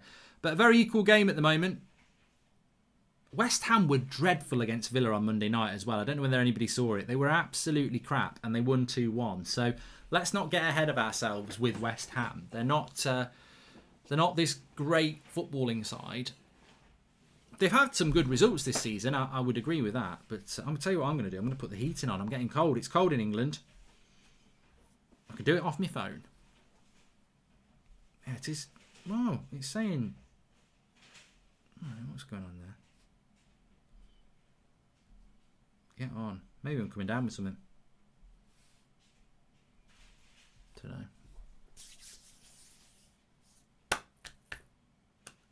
I'm not wearing my lucky pajamas because they weren't very lucky the other night, so I sort of binned them. Anyway, here's a chance for West Ham. They've got a free kick. It's about halfway into the United half, but it allows them to, angle across towards the end of the box.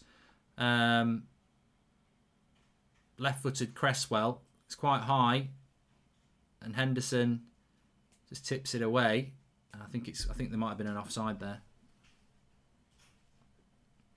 Lyle says that Martial looks like his confidence is completely shot. It might not be confidence with Anthony Martial. Here's a thought for you. It might actually be I played up front last season and I won Player of the Year, and now I'm back on the left wing. I don't think Anthony Martial wants to play on the left wing. So, it might be a form of frustration.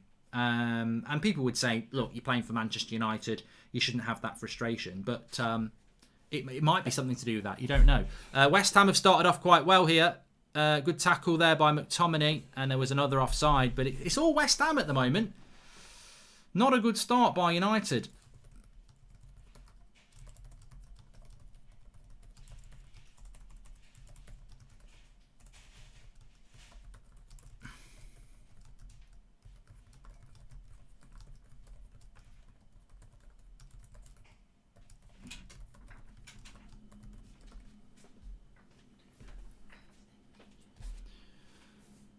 Thank God.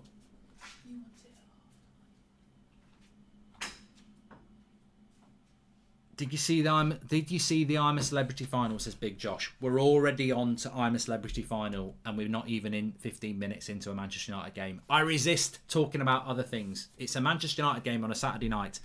We've got to do better. We must win this game. But at the moment, we're making life a little bit easy for West Ham. Lee Marshall, if you've only just found that out, I don't really think you're a very avid viewer of the channel. But there you go. Wasn't there a time when United fans used to like McTominay and call him McSauce, as Kendall? I think there's a lot of fans who do like McTominay. I think he's a bit of a divider. So yeah, I don't think there is. Sam Popple says, what's for tea, Mark? A curry? Yep, you can get yours in. Links in the video description. Get your orders in with Just Eat, who are sponsoring the show today. Hashtag Goldbridge Eats. Get your order in. Take a photo of it when it comes in. It can be 10 o'clock tonight. It can be full-time, half-time. Hashtag Goldbridge Eats on Instagram or Twitter. Post it out and we'll be doing some retweets later. I've got a curry coming at half time. Can't stop. Well, I think it's already here. I'm starving. Did you agree with Bruno being Fans Player of the Year last year, considering he was there for half the season? Has anyone done that before? Says Salah Ahmed. I mean, look, I was speaking about this just before kickoff. Manchester United, since Bruno have come into since the end of the January transfer window, Manchester United would be top of the league based on the amount of games that have been since then. We're only second to Liverpool, but they've played a game more. So if we won our game against Burnley, we would be top of the league since Bruno came in. He's a revelation, an absolute revelation. And I'd say that the first 15 minutes are probably because we missed Bruno. It doesn't mean we can't grow into this game, but we don't look very cohesive at all. We look very, very, disjointed at the moment. Too slow moving the ball, says G-Man. And Martial's useless, says KZ Francis. I'm actually not going to disagree with you if you're trying to wind me up. I'm not. I don't think he's had a good start. Those two defenders are so slow. Michael Owen would run past them, and we have Twan Sebi, who had Mbappe in his pocket warming the bench, says Baloo. I think Michael Owen would run past them with a broken leg, to be honest.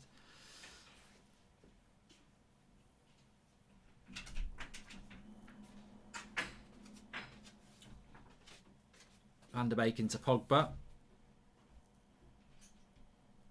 That's a better ball by Pogba. And I think Cavani is onside. So that was a lovely ball. And the flick looking for Greenwood is not. But they sprung the offside trap by West Ham there. Telles and Maguire not communicating well there. Hallard that's poor. That's poor by Telles and Maguire. It's a ball in between them that one of them should pick up. And they both leave it for the other player. And now West Ham have got possession high up in our half. And Wan-Bissaka, I thought Wan-Bissaka had won that. And then lovely. Greenwood, I thought he was going to get the 1-2 with Van der Beek. Just a bit, shoddy at the moment.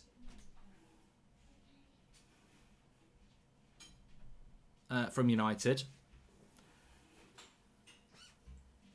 Just a little bit loose, you know what I mean?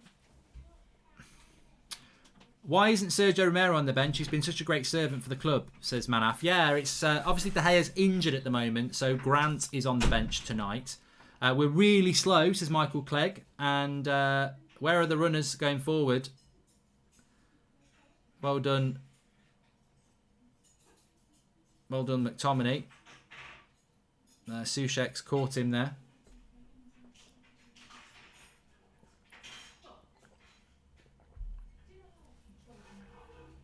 McTominay looks like he's injured himself quite badly. It was a good run. Ooh, I tell you what, that looks a bit nasty for McTominay. I don't think it's malicious. I think he tries to get the ball, but it's just where he's caught him. Oh, he's all right. He's all right. Welcome to the Members Club, Tony Bispam. Thank you for joining. Appreciate that. We're playing awful, says Milano. That was a good run by McTominay there. Good tackle, and he tried to drive it forward. Somebody said that should be a red card. I mean, I think in a different situation on a different area of the pitch it might have been. It's reminding me of last season against West Ham. Slow to the ball and need to wake up fast before we're 1-0 down. Too early to say we miss Bruno, says Stephen Cherney. And I'm working out while watching this game, and at least if United frustrate me, I can lift more, says Matt Ike.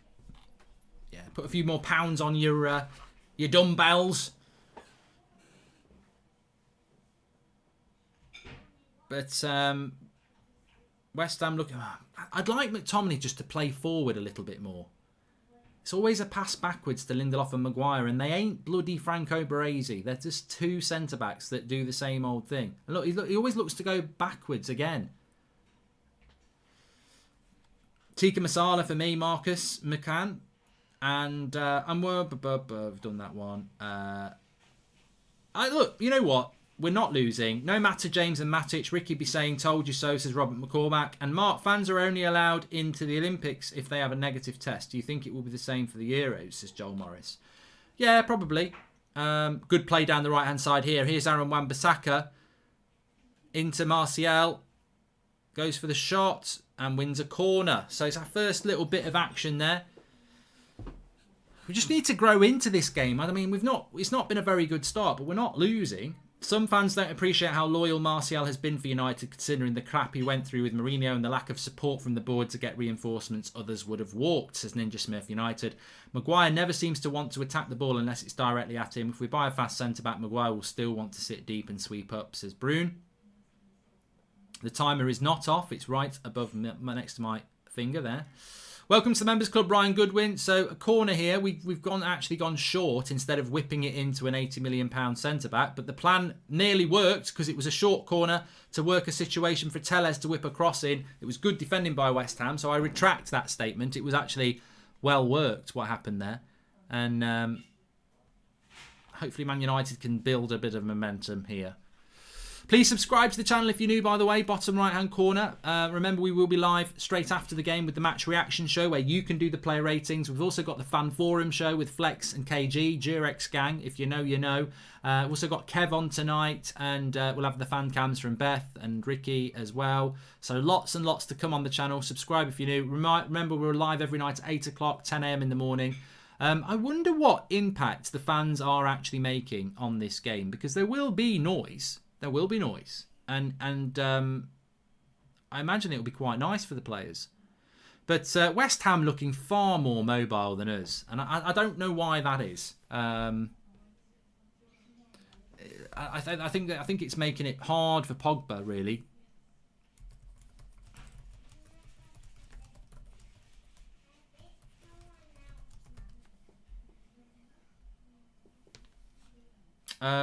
Super chat here from SSJX Revan Rahi. He says, the problem I have with Ollie is that most of the players seem to lack intelligence off and on the ball, lack of movement and lack of runs. That's up to coaching and training these players.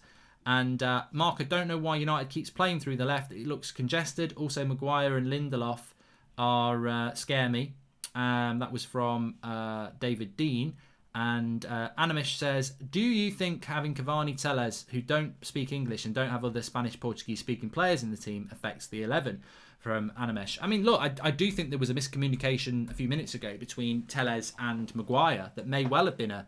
at least McTominay tried to play forward there. He missed. It was a bad pass, but good interception by Maguire because Bowen would have been in. Bowen is running off Telles all the time. It's a real worry, that.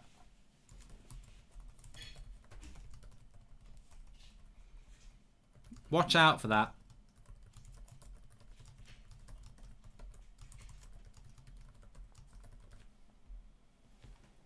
I'm simply not feeling a win tonight, says Maya. And Mark, what are your thoughts on Pogba? Looks poor, says Ben Bradford. And I'm enjoying the watch along from India, says Aditya. Thank you very much.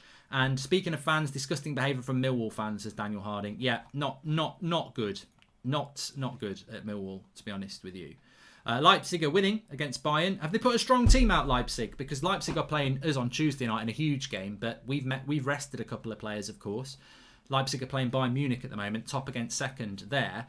Yeah, I don't think Pogba's. I don't think you're ever going to see the best Paul Pogba tonight. I hope we do, but I don't think you're ever going to see that because he's coming back from an injury, isn't he? So he's not match fit. So I think that is that's going to be an issue. But well in by Cavani there on Declan Rice. Van der Beek comes away with it. He needs some support, and he's got it now. Gives it into Martial. Back to Van der Beek, and then West Ham have got people in position now. We lack pace, and Greenwood's not the quickest, Cavani's not the quickest, Van der Beek's not the quickest, and Martial is I think we're lacking a cutting edge. We lack attacking opportunities without Rashford, says Marcus, and I agree. I think with good tackle that by Pogba against Declan Rice. Now it's Martial.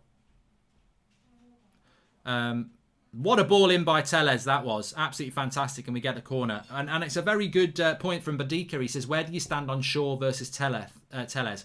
Well, this is why we all like Telles for a cross like this. But defensively, I don't think he's all that. Van der Beek is so much better playing number 8 where he can affect the game, says Dazu W. Look, I don't think it matters if Donny van der Beek plays 10 out of 10 tonight. He's not playing, is he? It's not his position. There's probably only 2 players in Europe who could bench Bruno properly. Bruno's been rested tonight, so I don't want to see Van der Beek playing in this position anyway. I'd rather he was playing where Pogba's playing, because. But I've said this so many times. It feels to me like Ole Gunnar Solskjaer thinks he can only play Van der Beek or Bruno, and you can definitely play two. You definitely can. Here's Martial on the right hand side, and cross comes in from Tellez, headed away. I don't think we're going to get much from crosses today. I hope I'm wrong, but I don't think that we will, because I think that they're very good in the air. But we had a shot on goal. This game is already sliding away. Lack of energy, says Thomas Bradbury. I'm not as critical or negative as some people are, because I just think that whilst it's 0-0, we can get something out of this game. I'd be worried if we went behind, because I think West Ham have had the better first 20 minutes. But I think whilst it's 0-0, we just need to keep working our way into the game.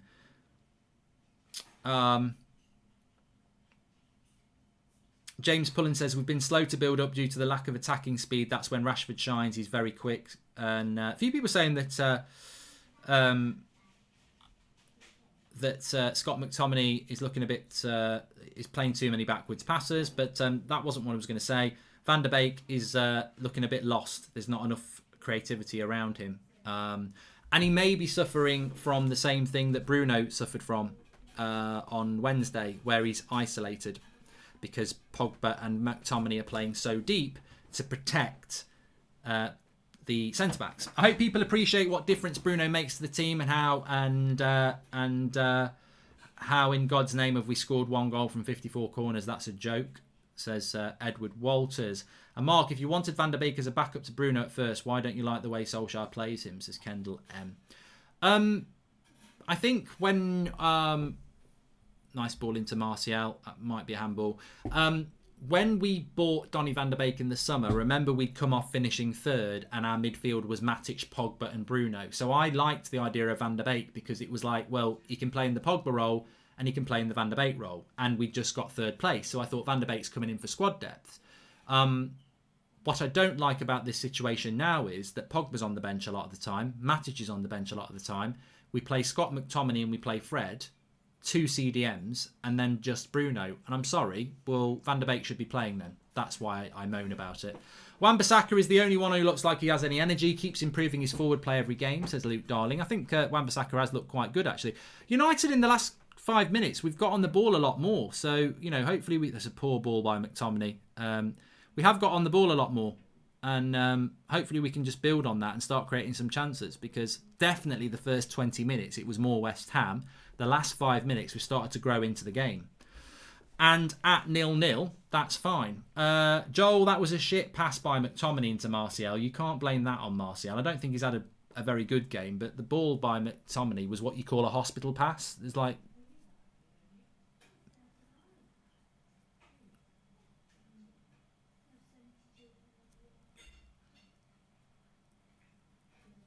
Oh, Pogba's got it into his own half. Martial out wide to Tellez. Look at the ball. Look at the ball to Greenwood. Not moving it quick enough.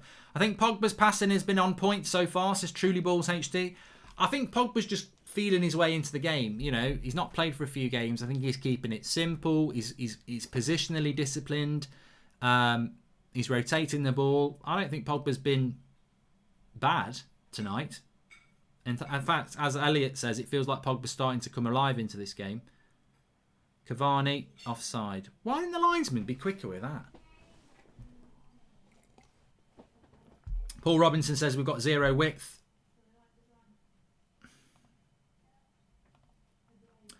David Essex is a West Ham fan, says David Richards. Interesting. Well, Martial and McSauce are costing us, says Joe Dawson. Please subscribe to the channel if you're new, bottom right hand corner. Get involved with the channel. We've got 32,000 watching at the moment on a Saturday night. Remember, we are sponsored by Just Eat. You can order yours through the link in the video description. Saturday night takeaway. Once you've got it, take a picture, tweet it out or put it on Instagram, hashtag Goldbridge Eats, and we'll be interacting with some of those. I'm starving. I can't wait till half time.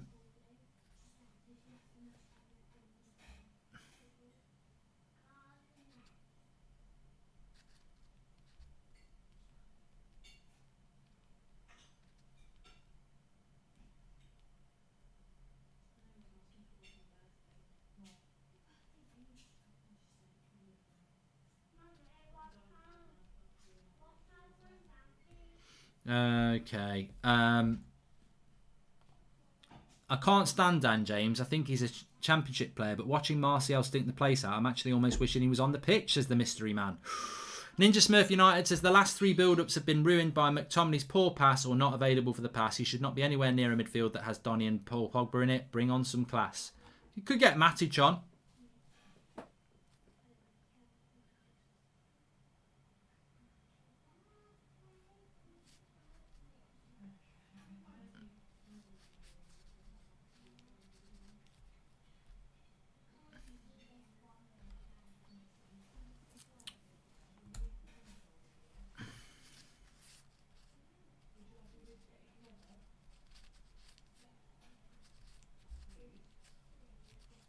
Ollie needs to swap Pogba and Van der Beek. Plays too slow from midfield, and any time Van der Beek gets on the ball, the play is slick, but has to come too deep to get it, says Michael Horror.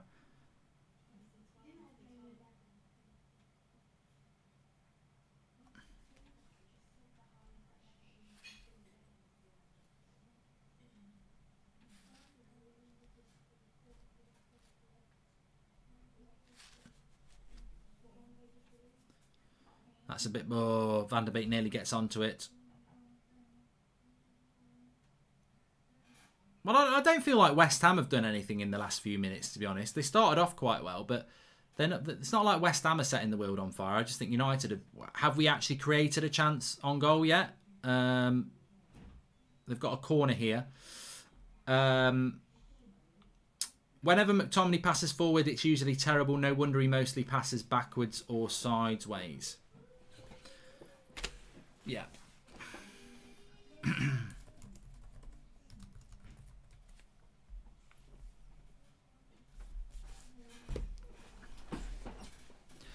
Zonal marking again, everybody. Look at the zonal marking. Nobody marking anybody. Pogba heads it away. Then Dean Henderson gets hold of it. This game is so dead currently. Too many players not making runs, says Connor. And no chemistry at all in this squad, says Irfan.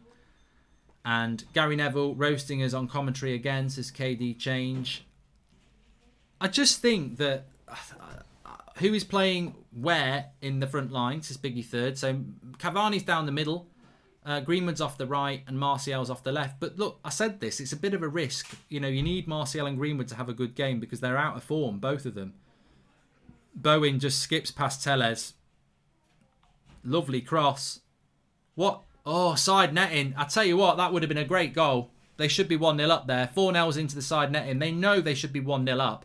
Tellez on toast by Bowen. Comes from a bad bit of control by Cavani. And he just runs at him from his own half, past McTominay, past Tellez. See you later. And the cross comes in. And Wan-Bissaka's out of position again. It's the same old shit again. It's just Wan-Bissaka off the back post. Tellez and McTominay on toast.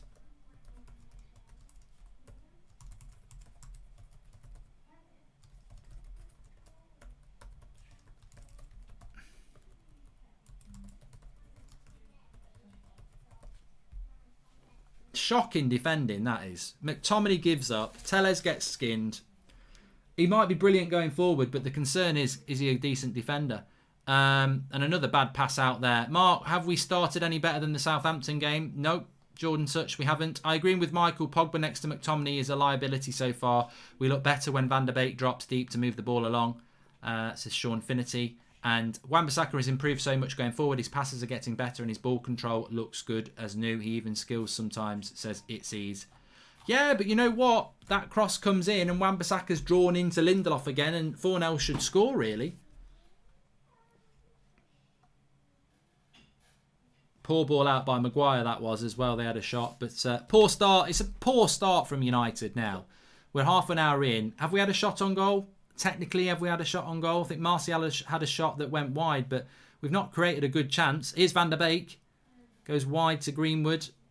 Of course, Greenwood's always going to... a nice bit of skill by Greenwood. Put it in. Put it in.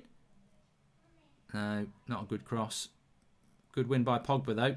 Second ball. Second ball. Go for the second ball. Pogba's down injured. He's up again. He's all right. Then Maguire puts it out.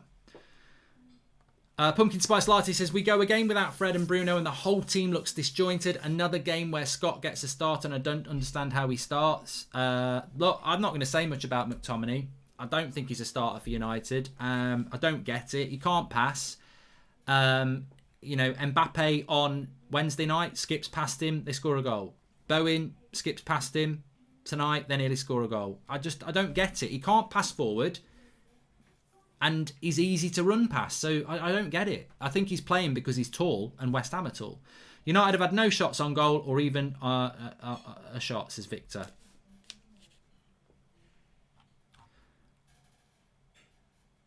I think the only saving grace is that it's 0-0 and you would expect us to have a shot on goal at some point. Here's Bowen again. Up against McTominay. McTominay's lost him again. Cross comes in. Fernells. It's the post. Bloody hell. We are bloody hanging on here. What are we doing at the back? What are we doing at the back? Unbelievable. Terrible at the back. I tell you what, Alexa, play Like a Virgin by Madonna, because we're playing like we've never played the game before. Awful. Absolutely awful. I'm just imagining now houses around watching this and Alexa and Madonna's classic rings out. But it's like we've never played a game together in our lives. Donny's always thinking a step ahead. If we can keep him in the side with some consistency, people might actually read him. You were great on the happy hour, says Jack Bell. Yeah, I really enjoyed that, actually. Thank you. But yeah, really shoddy start from United. Very lucky not to be losing this game. Here's Greenwood down the right-hand side. Look at Martial.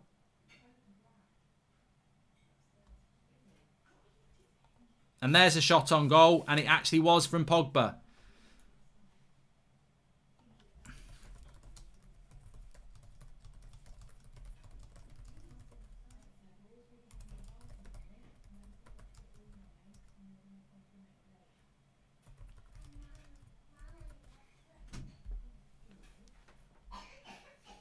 Pogba off for Bruno. He's so slow, says Dane Grayson. And see how Ajax are able to play out of Liverpool's press. That's what Van der Beek does as a box-to-box and starts to play. He needs to play more central, says Emil. Get McTominay and Pogba off. Get Matic and Bruno on. Ollie is really starting to annoy me with this favouritism, says Sean Negative Turner. And McTominay's passing and defending is so crap. He doesn't belong at the club. He wouldn't get in the West Ham side. Lingard is actually more effective, says Ninja Smurf United. And yeah, thanks for the super chats coming in there. Please subscribe if you're new. Bottom right-hand corner.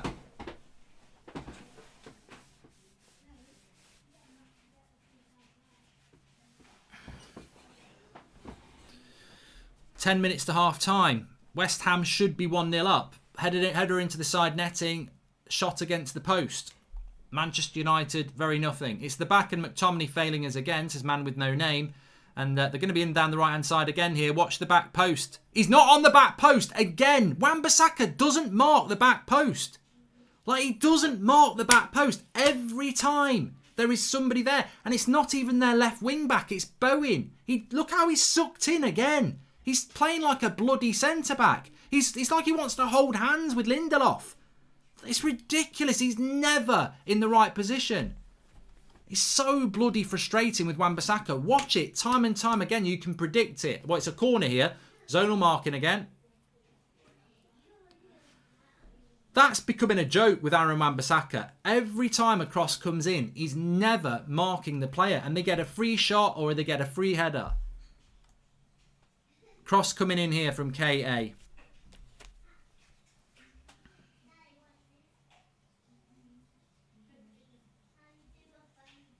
It's gone in. It's gone in. I don't know whether it's offside. I'm going to hold judgment here, but it's come from a corner again. We've conceded from a corner again. Don't adjust your TVs. It's very consistent. They are celebrating. The bubbles are in the air. Blow them. It's West Ham 1-0. And I tell you what, if this is given, and I've got no reason to think it won't be given, this is Manchester United conceding from a corner again. Front cross. He's not offside. He's miles onside. Absolutely miles onside. Conceding from a bloody corner again. No one marking Declan Rice. No one marking the person on the back because they're too busy marking thin air. Zonal marking in the bin again from Ole Gunnar Solskjaer. I tell you what it is. At Manchester United. We are losing to bloody Supergran. We are losing to bloody Mrs. Doubtfire. Oh, my tits are on fire. He's got no tactics. He's Jurassic Park. He's got Tyrannosaurus Rex tactics, David Moyes, and he's played us off the bloody park. Villa played them off the park on Monday, and David Moyes is now playing Ole Gunnar Solskjaer off the park. It's bloody ridiculous. We are like a football club that when we're crossing the road, instead of looking both ways, we put a blindfold on and walk. And it's total luck if we make it to the other side, because it is crap. That is an awful first 40 minutes. It's totally what West Ham deserve. And we cannot complain. I hoped we'd ride it out to half time, but that is diabolical.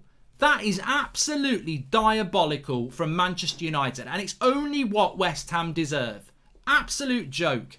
KA says McTominay's a waste of spot, doesn't break up the play, can't pass, unintelligent, too many safe passes in midfield, not doing enough creativity. Martial is super inconsistent, says Path. How can Ollie be happy handing the captain's ban to Maguire? Having a world-class players on the pitch like Pogba and very good players like Van der Beek and a crap player like McTominay is like having a V10 engine in a Vauxhall Astra, says Just I Am. And I don't know whether this is offside. Oh, he slipped. Haller slipped. He might have been offside. Mate, Basaka has probably been told to tuck in Ollie because Lindelof is terrible in the air. It's down to coaching, not his fault. Oh, 100% it sees. 100%. 100%. And Nitin says, I don't get this height in midfield against West Ham. Oh, my God. He might have been onside there. Straight through the middle. We should be 2-0 down here. Nittinson doesn't understand the height in midfield. This is shockingly shit from Manchester United. Absolute shit. I'm sorry. It's awful. It's embarrassing. Absolutely embarrassing at this point. This is a joke. Absolute joke. The quality we've got. Zonal marking at fault for a goal again.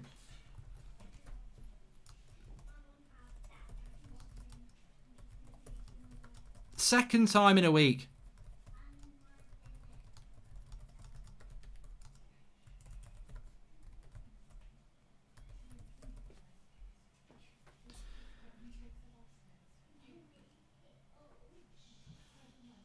They're absolutely all over us at the moment. We are absolutely... It's West Ham coming again. It's all right, Lindelof going like this. I feel the same, mate. I feel the same. I'd rather have two dustbin bins playing at centre-back. At least if the wind blows, they'll roll in the right direction. Bloody hell. You should be happy you're not as terrible as 14th, says Carl Austin. Well, here's another corner. Oh, well, look at what we're doing again. We're zonal marking again. It worked really well on the last one. Let's do it again. Well, at least we've managed to get that away. Who was marking Declan Rice? I reckon it should have been McTominay. This zonal marking is crap. I can't be bothered. How do his fans know it's rubbish, but Ollie can't? It needs changing or needs to go. I don't try. I'd use stronger language if I could, says Luke Darling. Another cross coming in here. Oh, Maguire heads it.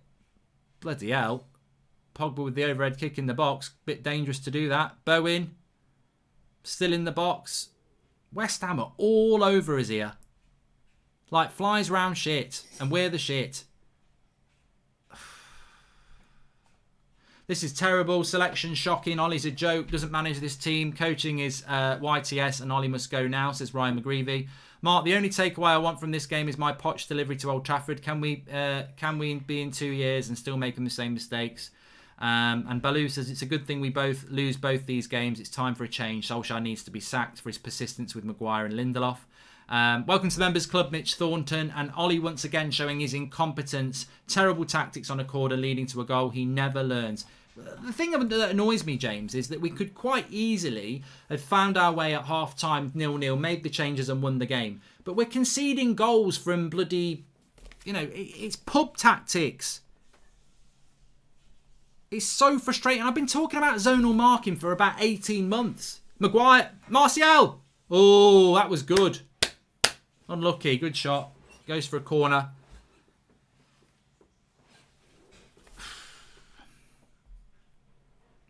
Good play between Tellez and Martial, this. Combinations.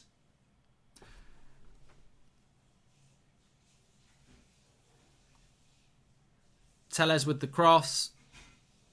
Pogba. I mean, who's trying to win that second ball there? There's nobody anywhere near Declan Rice.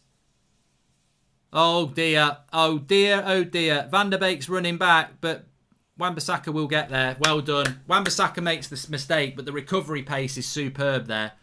Do you not think Maguire as captain should be bringing up zonal marking to the coaching scene, says Dean Corbett? We haven't done anything all first half. This is just an eyesore. Ollie's very stubborn, says David Dean.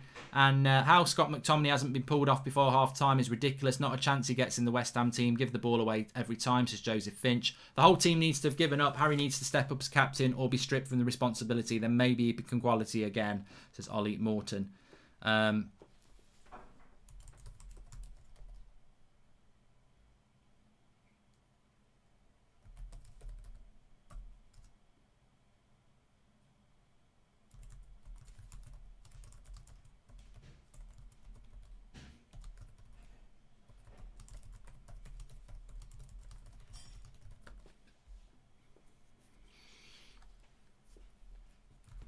Are they better than PSG? I'm speechless. What is the issue? Says Joseph. I'll tell you what the issue is here, Bruno.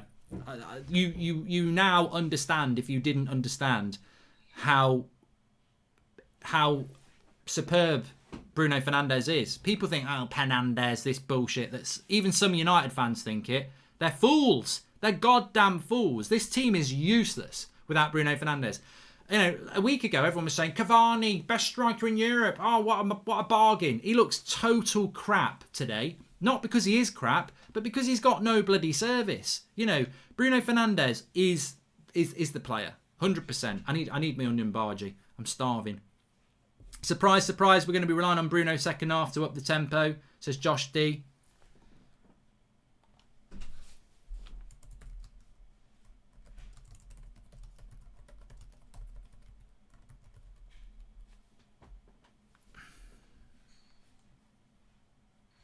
No, it's not Cavani's fault. I'm just saying, in this team, he looks crap because he's not getting any service. Bruno's the only player that deserves the badge, says Rudy Cox. And they're coming forward again. You blame the defence, and I get they're not good enough under pressure. All the players in front of them constantly lose the ball. I mean, West Ham could be 3-0 up. I'm not joking. They've just had another chance there. How long will it take for this board to make these performances the normal for Man United, and fans have to change their expectations, says Jack Massey. And... surprise, surprise, we're going to be relying on... Well, it's half-time. It's half-time here. Let me just stop the clock. I mean, the only thing I would say is that it should be more than 1-0. Absolutely stunning. Stunning half of football from Manchester United, and not in the positive sense. I'm fed up of being in this position. I'm fed up of feeling like this. I'm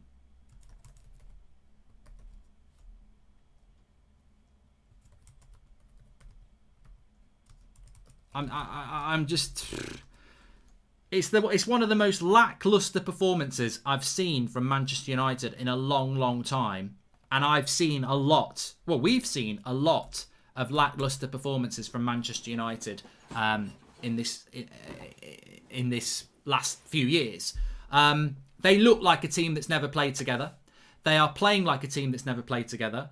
We've had barely any shots. West Ham should be 3-0 up. Like, they should legitimately be 3-0 up. The zonal marking on the corner is abysmal. I can't wait to watch it back and see who wasn't marking Declan Rice. I think it was McTominay, because on the second corner he was marking him. The energy of West Ham is better. The fluidity of West Ham is better.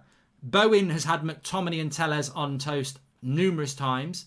Wan-Bissaka is not marking his back post again. McTominay and Maguire and Lindelof keep getting done for the ball over the top because they've got all the pace of two dead squirrels. It's just not good enough. United will lose this match because Ollie knows the board wants Champions League football, says Joe Gleave. It's this simple. Can another manager do a better job even with crap backing from the board because the board aren't going? Yes, Ollie must go, says Hades. And sub Martial and sub McTominay, they've been shocking. No excuses. If Ollie doesn't make subs at half-time, I will lose it big time, says the mystery man. He won't take McTominay off. Grab yourself a feed mark and reset for the second half. We all feel the frustration, says Ninja Smith United.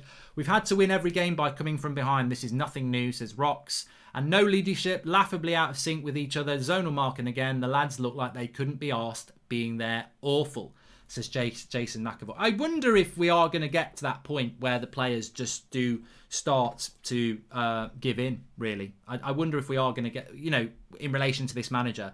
After what Woodward said in midweek, just feels like nothing will change and will be inconsistent for many years to come. It's depressing, says Ashley Crane. Get serious. This has got nothing to do with Bruno and everything to do with Ollie. Ollie out always, says Mike. Mate, Bruno Fernandes isn't playing and we're playing shit. Since Bruno came into the club, we're top of the league for results from January. Of course, it's everything to do with Bruno not playing. The whole team have been lacklustre. Zonal marking should have been addressed by Ollie, but he isn't to blame for the lack of ideas so far, says DBX. The whole team has... read that. How can the performance be possible? Looks like a team of strangers. Pogba's out cold. McTominay's been horrific and Martial is out of form, says Shuddy. Let's see, will Ollie lose from his mistakes, not making subs when he should have cost us? Michael Hara. And thank you, Joachim. And also... Shaka Phillips says, frustrating. Why is Ollie persisting with zonal marking? I blame the unusual formation. Also, we need to fix our central defence as B2. Yeah, I think it's been it's just been an absolute car crash in relation to performance, chemistry, defending has been abysmal, like abysmal. Bowen has been absolutely superb. It's interesting because I want to get Flex on actually and ask him about that. But Flex, can you hear me? Yeah, I can hear you, man. I was just saying there, Bowen, you talked about Bowen before the game. He's had Tellez, McTominay. He's just absolutely dominated them. But the sad thing is, for me, the centre-backs are abysmal. Wan-Bissaka never marks his back post. Tellez defensively looks suspect. The midfield two are just getting run past all the time. The front three are isolated. Van der Beek just has got nothing on going around him. I think we'd struggle to find a worse... I think actually we'd struggle to find a positive. Try and tell me a positive about that performance. About the performance. That's the key word there, about the performance. I thought he was going to say about the game because the positive is that it's only 1-0. Nothing. Zero. Nothing. It was absolutely horrendous. And you know what? It pains me to say this, but they deserve to be 3-0. Maybe 3-0 should have happened to these players to show them just how bad they were. Luckily, they've got a chance to try and change this and turn this around because that performance, deserved to be 3-0 down. But it's football. Do you know what? It's not even the fact that we're missing Rashford and Bruno, because look, I stand by what I said before the game. I'm not going to flip flop and backtrack. You have to try and play without players sometimes, and we've been asking for it. But that there is an absolute disgrace. It's so bad, and not one player can leave that pitch saying they've done well. We had Wan-Bissaka with an amazing tackle to stop it being 2-0. Brilliant. He would have got the blame for the mistake, wouldn't he? He would have got the blame for the mistake. Like you said, didn't mark his back post at the beginning. This shit zonal marking that we keep persisting with. We keep persisting with it like we're not conceding goals from set pieces. If we hadn't conceded a goal from a set piece, I'll be saying, you know what? We can't really moan because at the end of the day, we're not conceding from set pieces. It's doing what it's supposed to do. It's not. We're conceding not just goals from set pieces, but chances from set pieces consistently. So get rid of it. Get your best players marking their best players in the air. It's so simple. People can say, yeah, but a goal can still happen. I'd rather concede a goal that's straight accountability for individuals than concede goals given players free runs, open space. It's not working. Change it. Midfield, I think Pogba's been poor. I think McTominay's been awful on the ball. Van der Beek can't get on the ball. Martial's been static. Greenwood's not been good. They've all not been good. They've all been really, really poor. Cavani's tried, but again, overall poor. Tellez has been on toast. I said Jared Bowen, what did we talk about? He can cause massive problems. And you know what?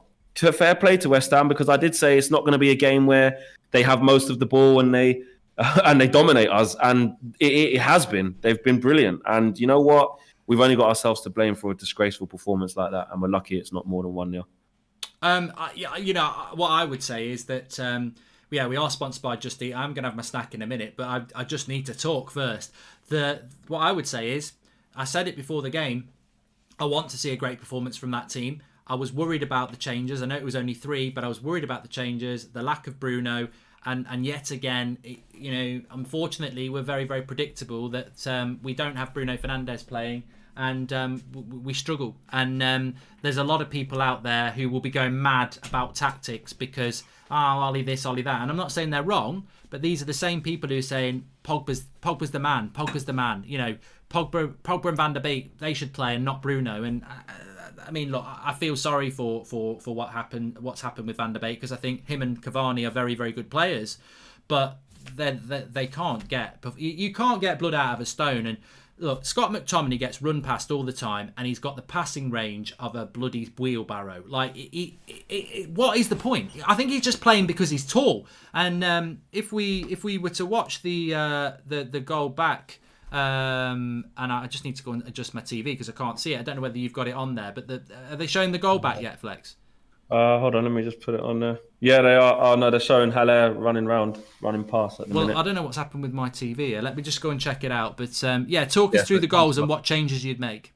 Yeah, well, you can again. They're showing West Ham. Look, on the counter attack, we're just so open. Look, and Wan-Bissaka. Look, you see, if he doesn't get that, we're in massive trouble. But it is a great recovery run from him, to be fair.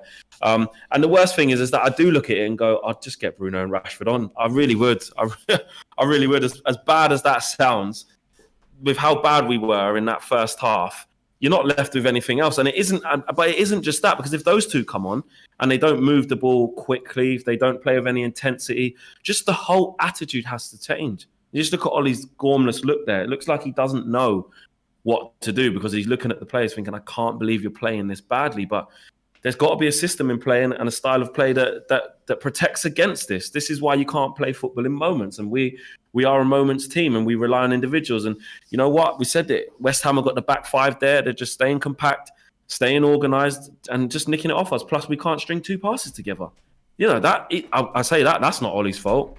But the fact that consistently we get to this point, I'm not saying we play consistently as bad as this, but we consistently get to a point where a team sets up against us in a certain way, a certain manner, and we have absolutely no idea. Maguire tried to hit like a pass out from centre back straight to the midfielder. Pogba tried to give it to Martial, and that's what led to Fornals hitting the post.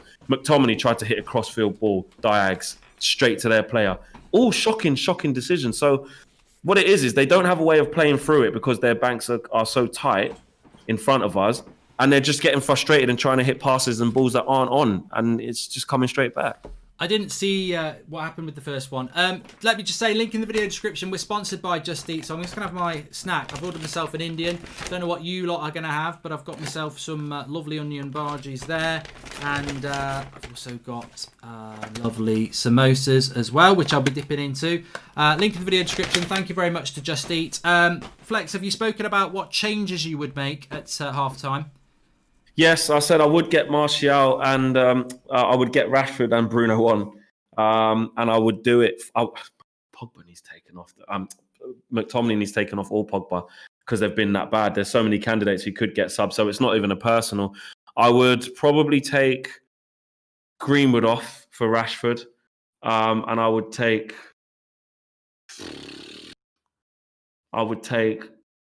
McTominay off. No, I would take. Mate, because we need to balance. You need someone who's going to run around. Really, I want to take Matic on for McTominay and Bruno on for Pogba. But we're not going to make 3 subs. You're right there, mate. Choking on your Mbaji. Yeah, I'm so hungry. I need some energy for the second half, because that's taking it out of me. What changes would you make? I'd take McTominay off. He's useless. I've said this for so long. He's absolutely useless. He's a bench player, and Ole Gunnar Solskjaer is in love with him. And he's a bench player. He's being asked to do a job that he's not able to do. Soucek and Declan Rice look way better than McTominay. We're playing West Ham. If our centre defensive midfielder can't play for West Ham, he never should be playing for Manchester United. He's a bench player. So I would take McTominay off. I don't think he would do that. I don't think Greenwood's playing well. I don't think Martial's playing well.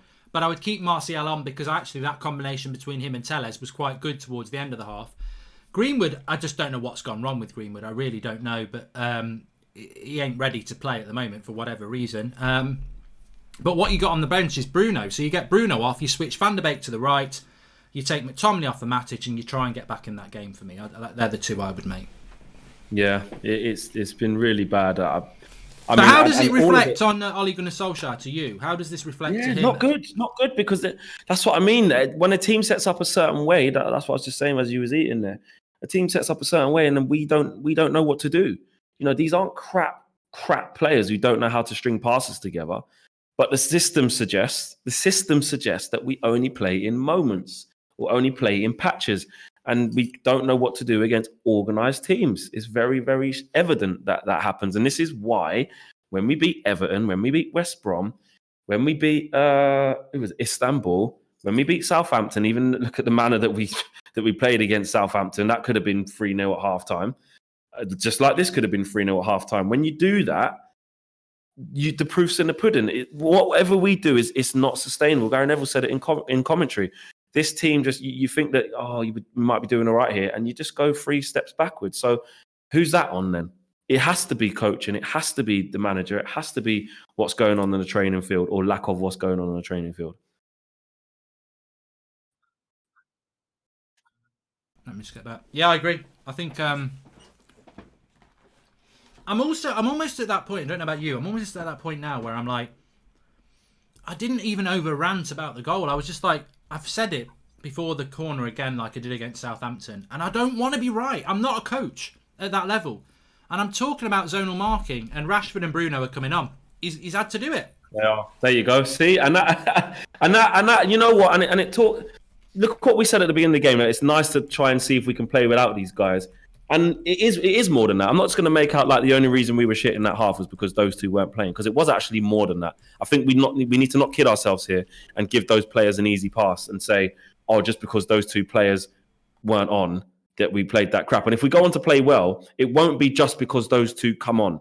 It'll be because the whole attitude of the team changed and they started pulling their socks up and actually taking responsibility for their performances, because every single player on that pitch in that half was shit. And that you can't just say that's because Bruno and Rashford weren't on. Not good enough. Too easy. Be interesting. Well, who do you think is brought off? Bruno's coming on. I think Mason's got to go, and I think one of McTominay or Pogba will go. I think he'll keep Van de Beek's easy target. Van de Beek's easy target. He'll probably just do it for Van de Beek. I bet he's done it for Van de Beek because Van de Beek's the easy target. If he's took Van de Beek off, and I think that's a disgrace. I do. Because you know why? I think he might do it. Because he won't trust. Yeah, Van de Beek's off and Cavani. See? Oh, there you go. For fuck's sake. You're having a bloody laugh. He's having a laugh. Oh, my God. I cannot He don't trust. I'm telling you what it is. He don't trust the midfield of McTominay and Van de Beek. Because to bring Bruno on, you'd have to put Van de Beek further back, and I don't think he'd only have to take one of them off, and he don't trust it. He don't trust it. It's a disgrace that for me, mate. Scapegoats, man. And Cavani, he was the only one actually giving us a bit of movement up there. So they better hope now that they've got, because I would have gone for more so Greenwood and Rashford has looked good from the right, has he not? Why would you not just do that? I just think the treatment of Donny van de Beek is absolutely disgusting. Anyway, I'll let you get back to the game, mate. Yeah, nice one. Speak to you on the fan forum. It could be an interesting one. Yeah, it could be. Nice one. Speak to you in a bit, mate. You can follow Flex on Twitter at FlexForUTD, and they will be doing the fan forum at the end of the game. Unbelievable. I mean, look, I hope we can get back into the game, but longer term, it's disgusting.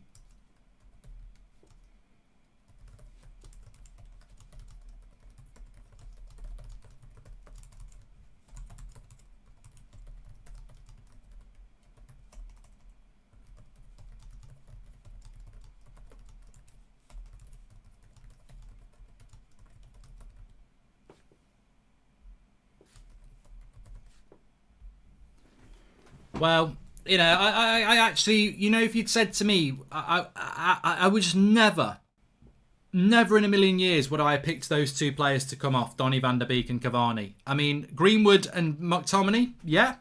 Maybe Greenwood, maybe Martial and McTominay, yeah. You know, but I'm just absolutely stunned at this point. Like, Van der Beek played 10 minutes against PSG, and he's now been only given 45 minutes. McTominay played 90 minutes against PSG, and he's going to play another 90 minutes tonight. Cavani is the man who got us back from 2-0 down last week, and you take him off. Absolutely shocking. Bring on Bruno and Cavani gets chances, says Tahir. Exactly. I don't get it.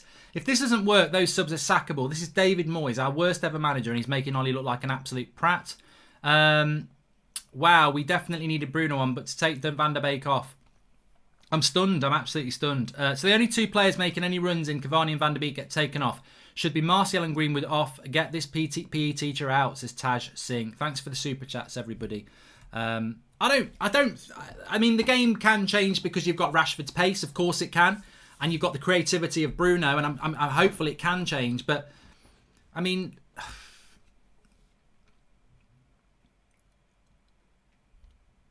that's a better ball by McTominay. Please subscribe if you're new. Bottom right hand corner, by the way, we have got my match reaction. You can do your player ratings in about 25 minutes on the website, which we'll do on the match reaction show as well. We've got the fan forum with Flex and KG. We've got fan cams. I mean, United have put themselves into a situation again where they need to win. I mean, it's amazing, isn't it? Scott McTominay in the first 2 minutes of this second half has played 2 good forward passes. And yet in 45 minutes in the first half, he couldn't do it. Like, what? Why can a player switch? Why do they need a bollocking at half? Why do we need a bad half and 1-0 down to start doing that? Like, he's instantly 3 passes in the first 60 seconds. It's so infuriating.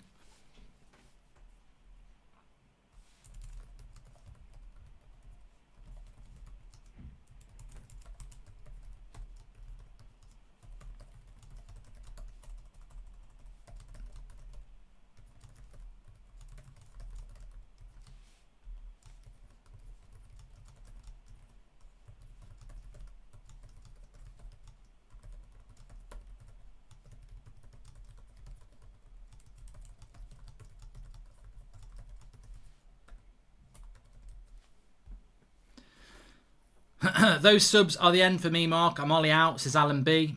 And time for that Pogba divorce. Maguire too. Useless and definitely not a captain, says Sahil. We all want Ollie to do well, but he just has a tendency of making the wrong decisions. It happens more often than not. I love Ollie, but we need experience, says Ninja Smith United. Maybe Ollie wants to rest players for the Champions League. I agree that they're weird changes, though. Would have taken Martial and McTominay off, says Christian Patterson. I don't think he's resting players because Van der Beek played 10 minutes on Wednesday, so he doesn't need a rest. He's been taken off as a sacrificial lamb again. And what surprises me is Donny Van der Beek is our summer signing. Paul Pogba has been here 4 years and wants to leave. Paul Pogba's still on the pitch. Our new signing isn't. What message is that sending out? I'm going to stand by a player that doesn't want to be here and has been very inconsistent for 4 years because I think he's better than my own new signing who I don't want to use. It doesn't send the right message out to the fans. It doesn't send the right message out to the player. But it just shows you Solskjaer. You know, I'm not I am criticising the man. I don't understand him. The fact that McTominay wouldn't get in the Rangers teams, but he's undroppable at United is all the proof you need that Ollie is clueless, is Owen Brown. I'm done with Ollie. His treatment of Van der Beek is a disgrace. How he's kept on and Pogba and Scott is shocking. He's a clueless, pathetic manager, says Movids. There's a lot of anger out there at the moment.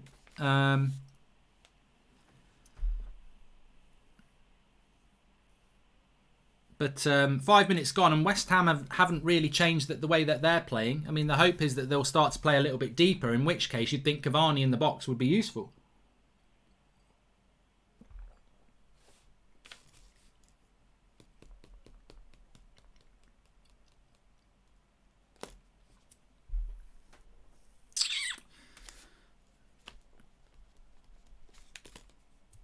I just don't want to I really do not want to draw.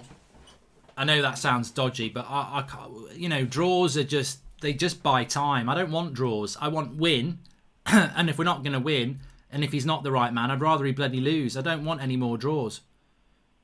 This won't be a goal. There's a bloody handball there, ref. And he's missed it. It was surely a handball there. It should have been 2-0 from Bowen, but there's surely a handball. And again, it's across to the back post. But I think in the build-up, there would have been a handball, surely, here. He controls it with his hand, Bowen. It hits his arm. Surely that would have been a handball on the replay. They wouldn't have given this anyway, so... But who's marking the back post again? Nobody. Should have been 2-0. Where's the midfield here? The subs have made no difference. This is the sad thing. They've not made a bloody difference at all. West Ham are absolutely dominating us here.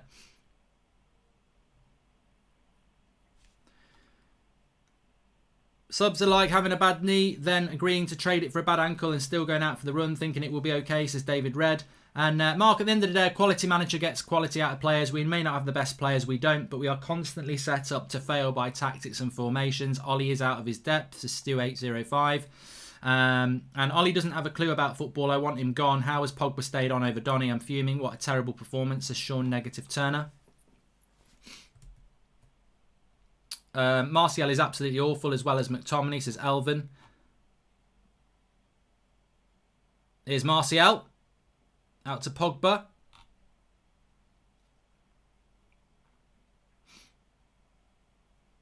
Well done, Maguire, there.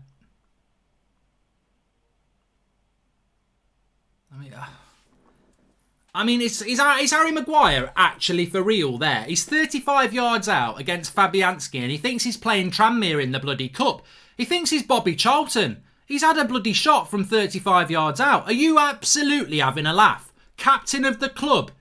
You did it against Tranmere and it deflected. And they're a League 2 side and he's shooting from 35 yards. Bloody hell. Ollie's a Norway, Andre Vias Boas says just I am. Subs are like... Yeah, we've done that one. Thank you for the super chats that are coming in. Here's Bruno. Into Rashford, into Greenwood.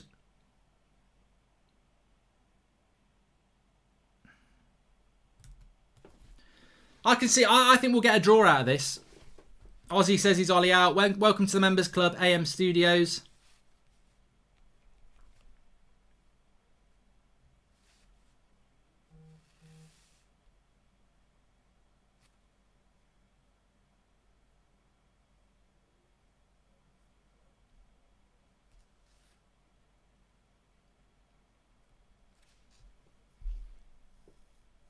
Please subscribe to the channel if you're new, by the way. Bottom right hand corner. We're live every night at 8 o'clock, every morning at 10 a.m. Got the fan forum afterwards where you can interact on that. Match reaction. Bottom right hand corner. Subscribe to the channel and get involved. I think we're in for a very interesting 35 minutes here. Hopefully, we're going to get what we had against Southampton and show character. Rashford's down the left hand side.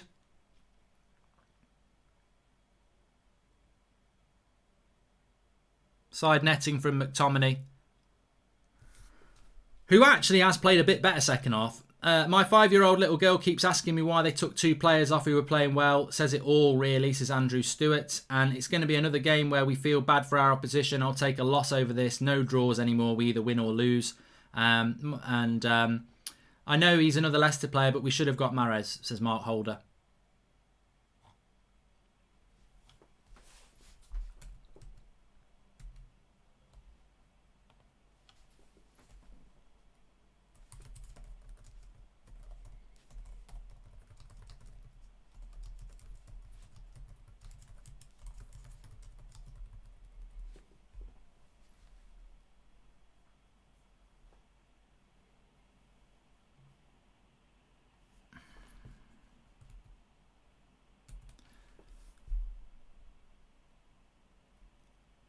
Here's Bruno. So I think Martial's playing through the middle now. It's to be honest, it's he could almost play the team of last season if he took McTominay off and brought Matic on. We'd have McTominay, Pogba, Bruno, Greenwood, Martial, Rashford. I would try that. Try and recreate the magic of last year. Leipzig are beating Bayern 3-2 at the moment, says Victor Liang. And I have been paying attention to the team news. What was the reasoning behind not starting Bruno and Rashi, says Uncle Drew. Rested them. Joshua Bowater says Red Bull are beating Bayern 3-2.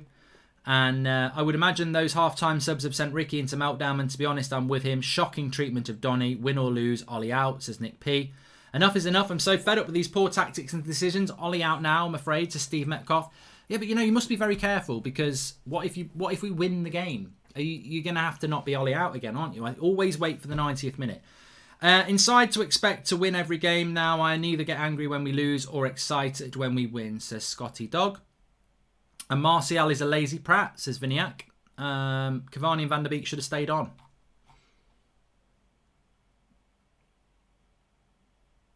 You see, McTominay now, every time he gets the ball, he's passing forward. Why does it take a half-time telling off to do it?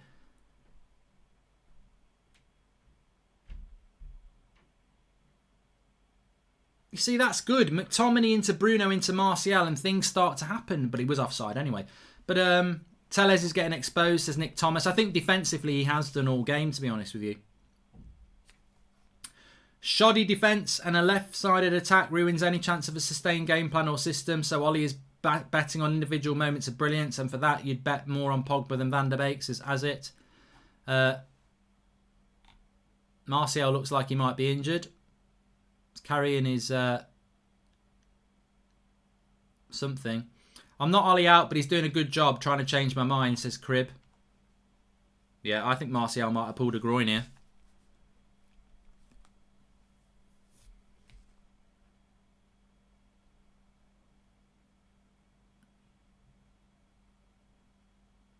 Tellez down the left-hand side.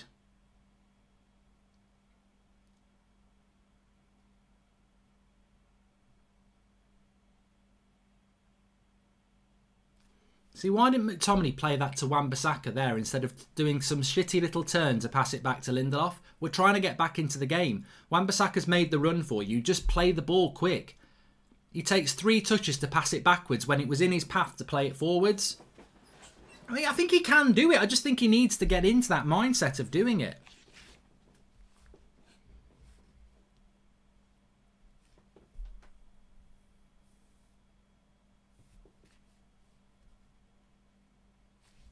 Game being lost. Matters warming up here. Game being lost in the mid, lack of press, ball retention, quick turnovers, adequate defensive cover. Subs haven't addressed this, says Sam Rayhan. There's not a hell of... And welcome to the members club, Frank Litters.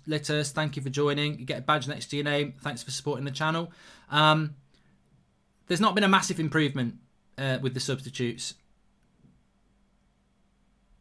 We've got better players on the pitch with Bruno and Rashford's pace, but there's not been a... we're not laying siege to their goal.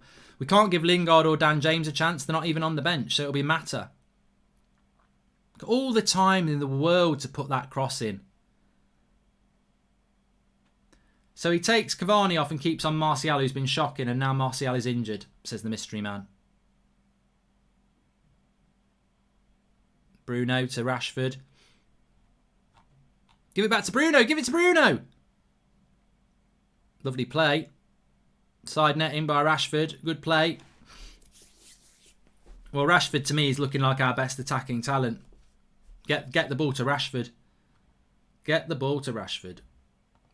Welcome to the members club, Angie Proctor.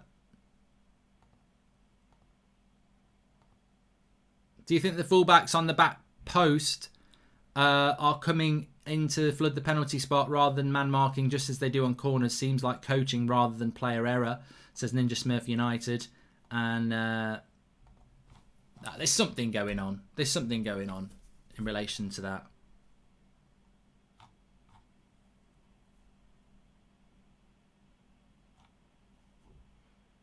I can't believe that Aaron Wan-Bissaka is a very good right back would constantly leave his marker on the back post unless he's been told to do it. So it has to be tactical.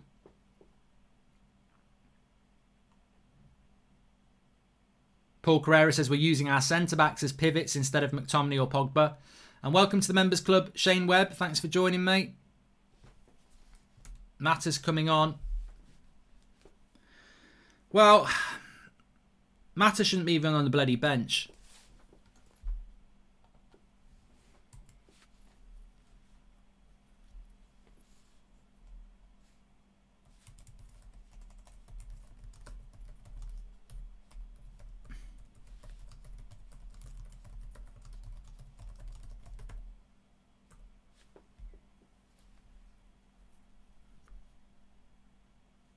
Man City will embarrass us if we play like this, says Jake Martial. Well, if there's, to be honest with you, Martial's going to now miss the game against PSG. And Martial is quite injury prone.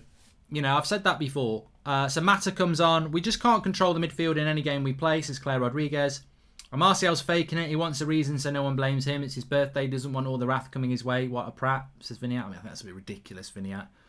Yeah, he wants to go home and have a birthday cake without getting shit on social media. He will get that anyway. Whackim says, 4 super chats not read. Zonal marking used by other leagues. Zonal marking is used by other leagues and zonal marking is used by other clubs, but it doesn't work for Manchester United, which is why... thank you for the contribution, Alexander Humes. The reason I keep talking about zonal marking, and I've had tactical channels say Goldbridge doesn't know what he's on about. Well, I do know what I'm on about because I've coached myself, I've played, and I know about zonal marking, and I've seen zonal marking. And the way Man United zonal mark is crap because if you're going to zonal mark, you've got to mark your zone and you've got to be quick. We stand like statues and people run off us. We're crap at zonal marking. We'd be better off man marking because at least you know what your job is then. And then when you lose your man, it's on you. When we zonal mark, we don't mark the zone. Zonal marking could work really well if you had like Van Dijk and John Terry and people like that who are very, you know, they anticipate the danger and they go and win the ball in their zonal area. But we don't anticipate. Welcome to the Members Club, Roy Callan and Ryan Maritz. We sub on our best feeder of the ball into the box. We sub off our best box player. Smart, says Anders Ranston.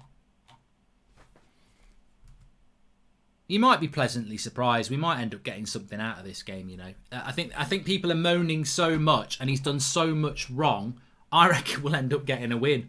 It's such a shit team now. No, you know, Mata's on. No Martial. He's took Cavani and Van der Beek on. He's kept some really shit players on. I can see us winning. I think it'll just be one of those games now. We'll actually end up winning.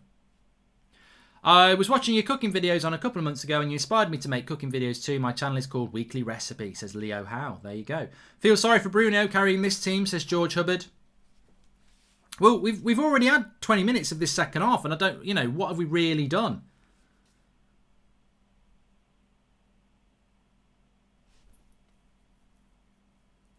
Look at the pace of Bowen. I'll be very surprised if they don't end up getting another chance one-on-one. Although Bruno, look at Rashford. Why didn't he hit it first time there, Bruno? Pogba! What a goal by Paul Pogba, and he does say silence. Absolutely, I told you that was going to happen. 1-1, Manchester United, and Paul Pogba has just hit an absolute worldie. Well, I'll tell you what, I said it, didn't I? I said I've got a feeling that Manchester United will end up back in this game. Bruno Fernandes springs the offside trap, cuts inside, lays it off to Pogba, and the hit. Well, that's Juventus days. That's Juventus days from Pogba. That's an absolute banger. Absolutely superb. I thought there might have been a bit of an offside from Bruno Fernandes, but he sprung the offside trap. He pulls it back to Pogba, who takes it in his stride and bends it round Fabianski from outside the box. I tell you what, it's stunningly quiet because it's an absolute banger. And I tell you what, that is superb. I cannot say anything more. Absolutely brilliant from Paul Pogba. Stunning. Well, they're checking VAR.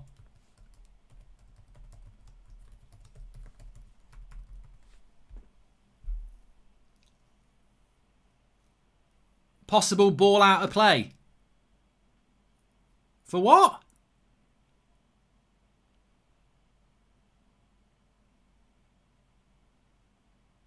No, you're having a bloody... This would be a new low for VAR if this happens. That would... Oh, come on.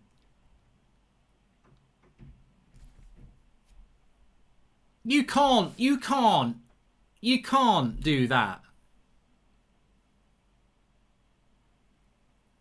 No, he's giving it. He's giving it. Get in. 1-1. We can put the goal on that. I was going to say that would have been an absolute devastation if that had not been given. 1-1. What a hit by Paul Pogba. And that we said it before the game. We need Paul Pogba to turn up today, and he has bloody turned up there. That was an absolute banger of a goal. Another assist for Bruno as well. Yeah.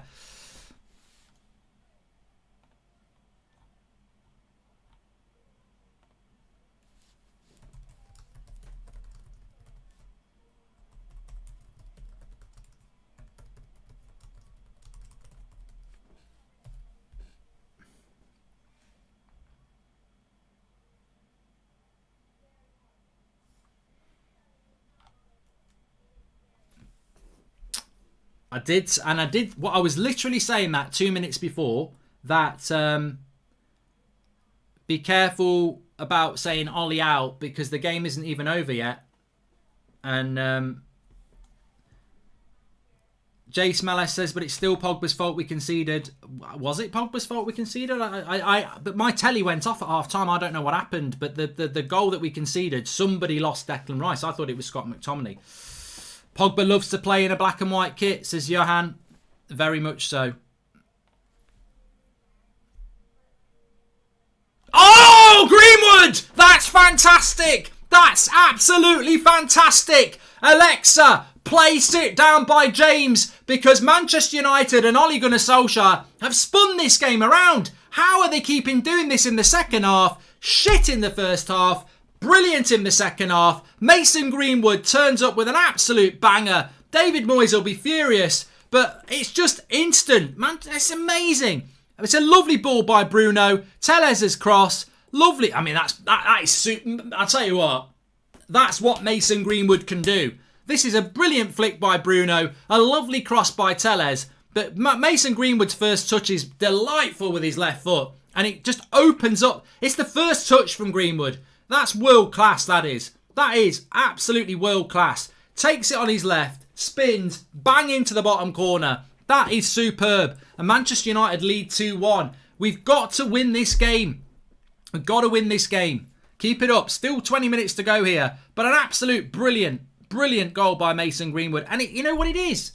You know what it is? It's individual brilliance. Individual brilliance again. It's not brilliant tactics. It's individual brilliance. And, I'll take it, but...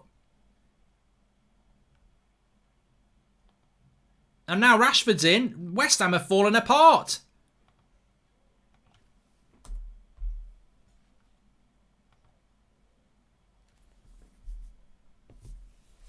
Tellez with the assist on that one. Baloo says that Real Madrid and Barcelona will be all over...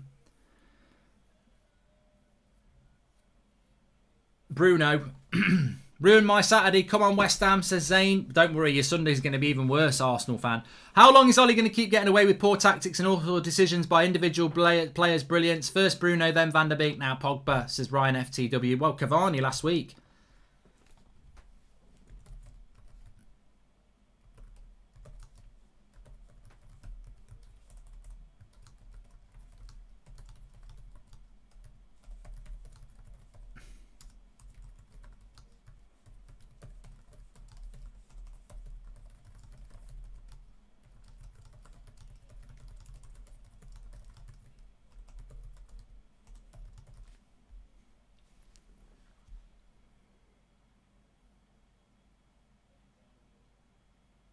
$20 minutes to go. Oh, I tell you what. It's well, we've not won yet. I'm not going to say it, but it's match of the day again, isn't it? We've got match of the day on again, but it's second half FC. Yeah, I wish we could make a new stat. The assist mark just for Bruno. Jesus, the class that he brings when he's on the pitch. Well, yeah, he had. Look, Bruno. Both Pogba and Greenwood's goals are individual class. I ain't taking anything away. They are brilliant. Doesn't matter what you think about those players. I think Mason Greenwood can be anything he wants to be. And I think Pogba can be when he wants to be. Pogba's finish is superb. Greenwood's is superb. But in both goals, Bruno's involved. And, I don't know how we've spun this game around. But... but what I do know is that Bruno Fernandes is on the pitch again, and this is 3-1. It's absolutely delight. Oh, he's at the post. Oh, I tell you what, the Rashford's got to score that. The assist by Bruno Fernandes here is unbelievable. On the turn, one touch. Oh, it's Rashford's got to score that. How has he not scored that? He's at the post, but I'm talking about the assist from Bruno Fernandes. It's fire. It's absolutely fire. It's into his feet. It's quick. It's bang. It should be 3-1. It should be game over. And it's Bruno Fernandes again. Absolutely. This player is so important to us. And, you know, it's allowed Greenwood to score that worldie. It's allowed Pogba to score that worldie. And it should have allowed Rashford to score another good goal as well. But it's, you know, Bruno is just doing everything. He's on a different level. He's absolutely on a different level.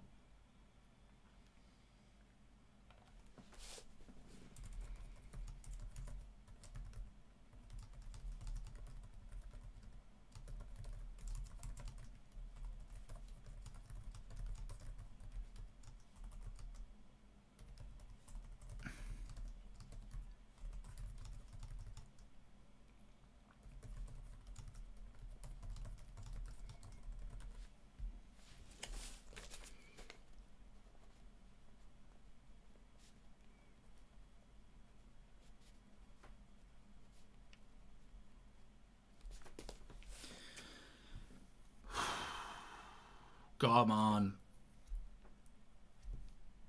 I don't want any late dramas in this game. We just got to get the win and get out of London.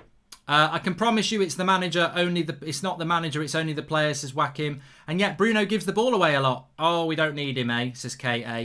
Ollie should buy a lottery ticket because he's just so lucky. This is zero to do with him and just saved by individual brilliance. Still want him out, says Ryan. I mean, I do get that, but when everyone was saying Ollie out, I did say, you know, it's there's still a long time to go in this game. And when Bruno Fernandes comes on the pitch, things change. And good run by Rashford this. Look up. Good tackle as well. Really good tackle by Declan Rice. Sing the Bruno song, Mark. Whenever Bruno comes on, he's in Super Saiyan mode, says Shaunak. You can't start a fire. You can't start a fire without a spark. This gun is for hire. Even if you're just dancing in the dark. Classic Bruce Springsteen, or should I say Bruno Springsteen, because you can't start a fire without a spark, and he is the fire starter. Bruno gives Pogba options, and that brings his best, says Taj Stewart. And whenever Bruno comes on, he's in.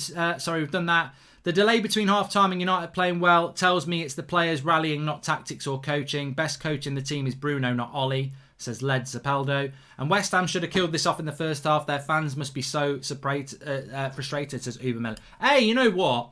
Let's call a spade here. Let's not get ahead of ourselves. Great win if we can get it done. Brilliant win if we can get it done. But Southampton shouldn't be giving up a 2-0 lead, and West Ham should have been more than 1-0 up. So they can solve their own problems. All we need to worry about is Manchester United, and, you know, we're winning here. Would you say Bruno is better than Kevin De Bruyne at this point? Yes. I don't know whether Bruno's better than Kevin De Bruyne, but at this point he's better. Maguire cleared a lower cross. Pigs can fly, says Christian Patterson. Ollie doesn't get different forms of protection. We'd be able to control the tempo with Bruno, Pogba and Van der Beek, which can still protect the back line, says Devon Smith. Do you think that we should go for the English wonder kid in Germany, says Dave. I don't read those names out, Dave. And Bruno has created double more chances this game than anyone else on the park. He's only been on 30 minutes, says Dazo W. Mark, you become a one-man team. Imagine if Bruno gets injured. Well, we saw it in the first half, Zane. We don't need to imagine it. And the two players people wanted off were both involved in the goal, says Blake the third. What goal? No, they weren't. Mike Tomley wasn't involved in the first goal. And he wasn't involved in the second goal. Oh, unless you're saying Pogba and Greenwood. I thought Greenwood had a bad first half, but it's a good job we didn't take him off because Martial's injured now. If Ollie and Maguire were out, we would be much better. No leadership, says Alarica. And Ricky, we are winning because Mata is on the pitch. Yeah, I'm looking forward to Ricky's fan cam, actually, Britain. And the win will put us 2 points off Liverpool. Come on, United, says Ninja Smurf United. Yeah, you just got to... You know what? Ultimately, if you're winning when you're playing badly, you're not doing something wrong, are you? There's clearly the fundamentals of a really good team, isn't there? But fundamentals and frustration are the same thing. What a run there by Greenwood.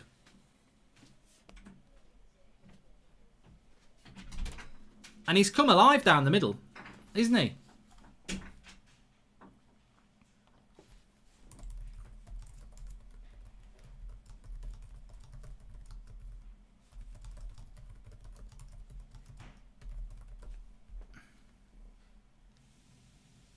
Well, what we've got to do now is defend well and get this over the line. Get these 3 points and get over the line. Player ratings is out on the website if you want to get in there early. Remember, in my match reaction, I do my player ratings, but when I click my player ratings, it flashes up your aggregated scores as well. Oh, what a ball by Mata. This should be it. It is! Oh, it's delightful. It's delightful. It's still delightful. It's a fantastic goal. I've just slipped on the Just Eat bloody... I've just slipped on that. But it's a fantastic goal. The assist by Juan Mata is pure class. Absolutely brilliant. Bruno's done it already in this game. And Bruno again. Second assist. He doesn't get the assist, but he lays it off to Mata. Mata... Delightful ball by Mata. Ricky will be ecstatic. Absolutely ecstatic. And Rashford doesn't miss that time. Game over. Absolutely superb ball by Juan Mata. And I tell you what, Bruno involved again. Game over. Marcus Rashford. I fell over as well, but I don't care. I don't care. That's absolutely superb. And it's game over. And we've done it again.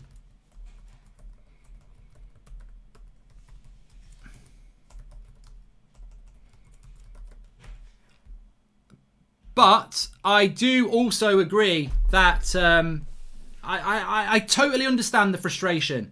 Where are the Ollie Outers marks, says Ashley Crane.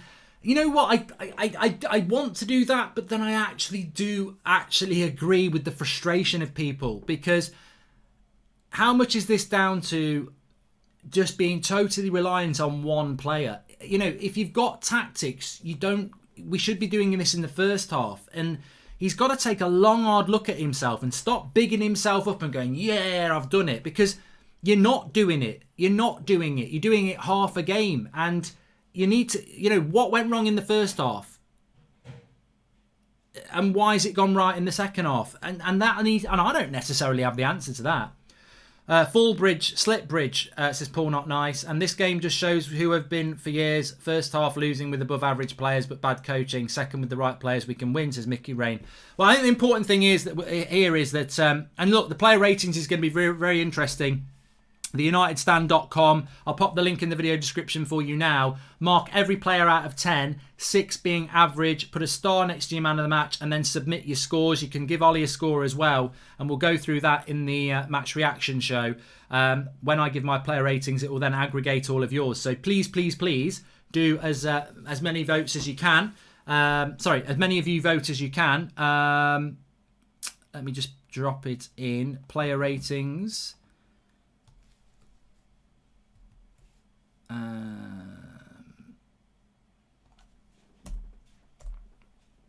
West Ham with a corner here.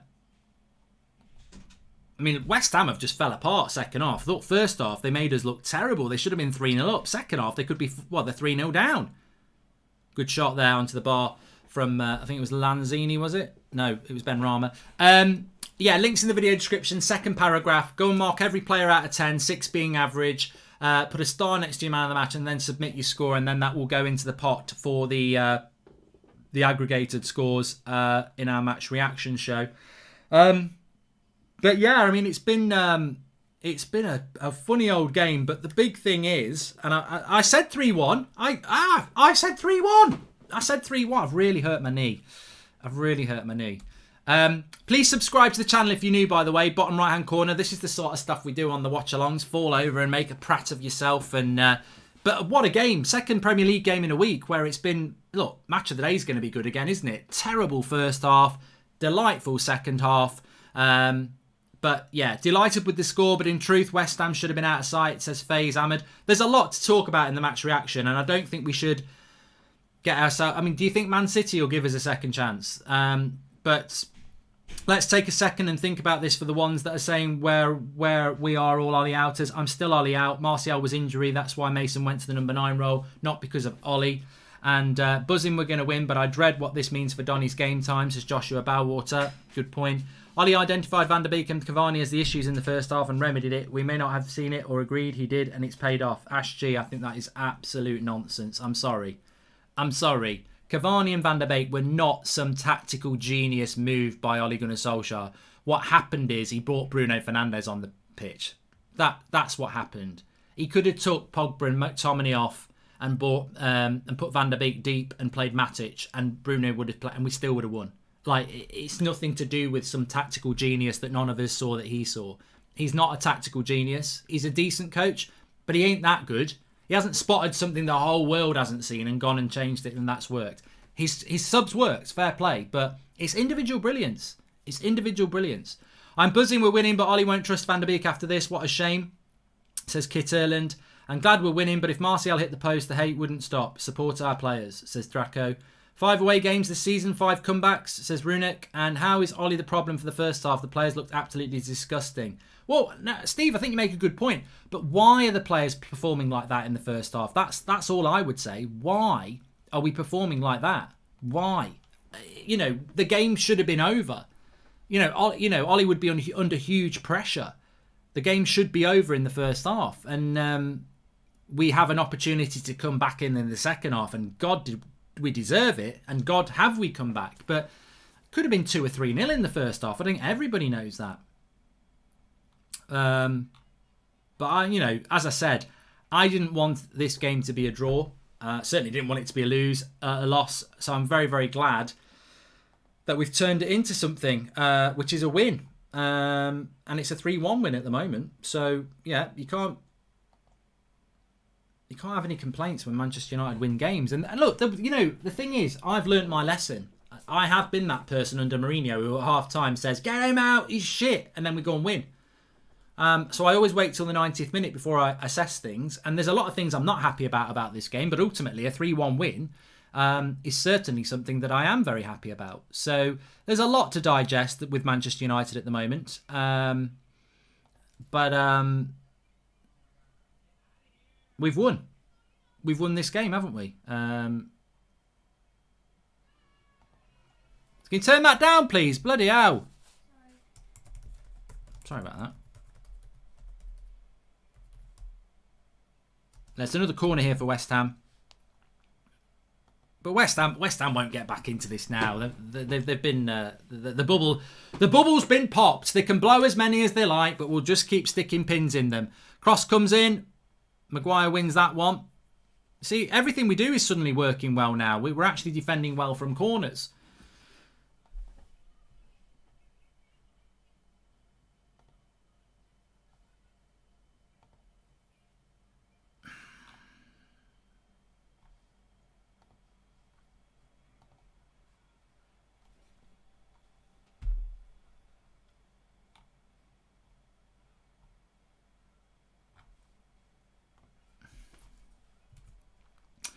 Please subscribe to the channel if you're new. Bottom right hand corner, 5 minutes left. Then we're going to be doing the match reaction. Looking forward to that.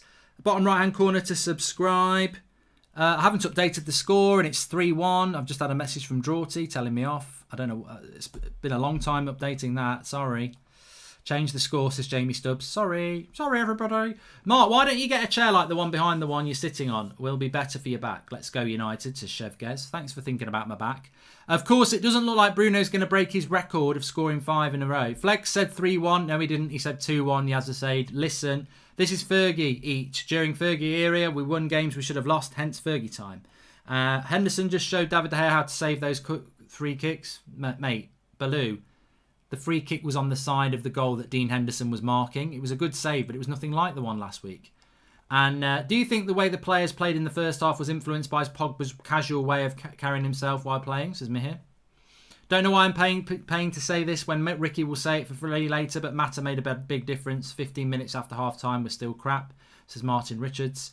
And Shri, thank you for the super chat there. Were we losing when Mata came on, though? I don't think we were. I'll double check that. I think the momentum had already swung. So we scored in the 65th minute. And Mata came on in the 62nd minute. So you're right. Ricky will be absolutely all over that. I hadn't realised that. Mata didn't change the game. Bruno changed the game, you prats. Come on. Get with it. Mata didn't do anything on the first 2 goals. It was Bruno. Mata's assist is elite, but it's, you know, Bruno Fernandes is the player. You're misspelling Bruno. It's Bruno. It's always Bruno. Bruno's the player, I'm telling you.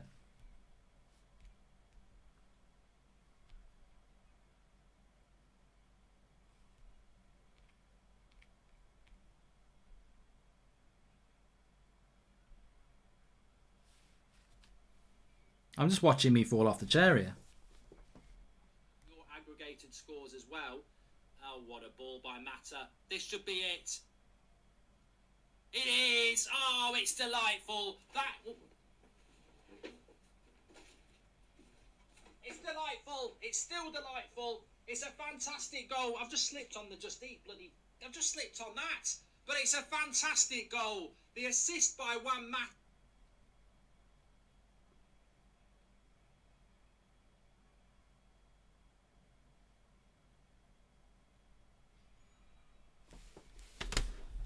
Three minutes to go. Well, look, I want to give a big shout out to Just Eat. I did slip on this. People said, why did you go down so low? Because my foot was stuck on it. I was trying to move, but it's a bloody shiny floor. As if you're going to fall over on purpose, bloody idiots. Thank you to Just Eat for sponsoring the show. I've had my fill. You can get yours as well. Links in the video description if you fancy a Saturday night takeaway. Ollie's had one. He's had David Moyes on toast. So yeah, thank you to Just Eat for sponsoring the show tonight, and you can get your takeaways as well. And if you want to get your takeaway and take a picture of it from Just Eat, and then just put hashtag Goldbridge Eats on Instagram or Twitter, we will be retweeting those later on as well. But keep it up, says Cam Chaz. Thank you. Welcome to the members club, Barry Doherty. Thanks for supporting the channel, Barry. You get a little badge next to your name. Appreciate that. And make no mistake, I'm buzzed about the win, but it only continues to paper over the gaping holes we have in this team and our performances, says Steve Lebo. The most obvious thing this game has showed is that Bruno should be captain rather than Harry. Yeah.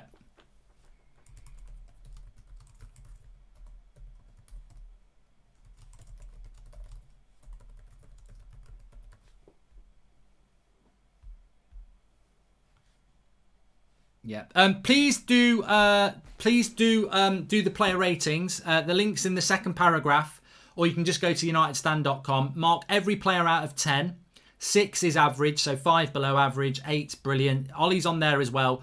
Put a star next to your man of the match, and then it will say submit your score. And get, if as many as you vote as that as possible, then we can talk about it when I do my player ratings, and it makes my player ratings compared to yours, which are aggregated, which would be great. So thank you everybody who's doing that. Joseph says, results don't lie. Stop hating on Ollie. He's more qualified than anyone watching this. Shut up. What a load of bullshit, mate. I hate people who say that bollocks. It's such a stupid thing to say. It's like saying Boris Johnson's the Prime Minister of the UK. Everybody shut up and just agree with him because he's the Prime Minister. That's not how a democracy works. Just because you're Manchester United manager doesn't mean everyone has to sit down and go, oh, Ollie knows everything. It doesn't work like that.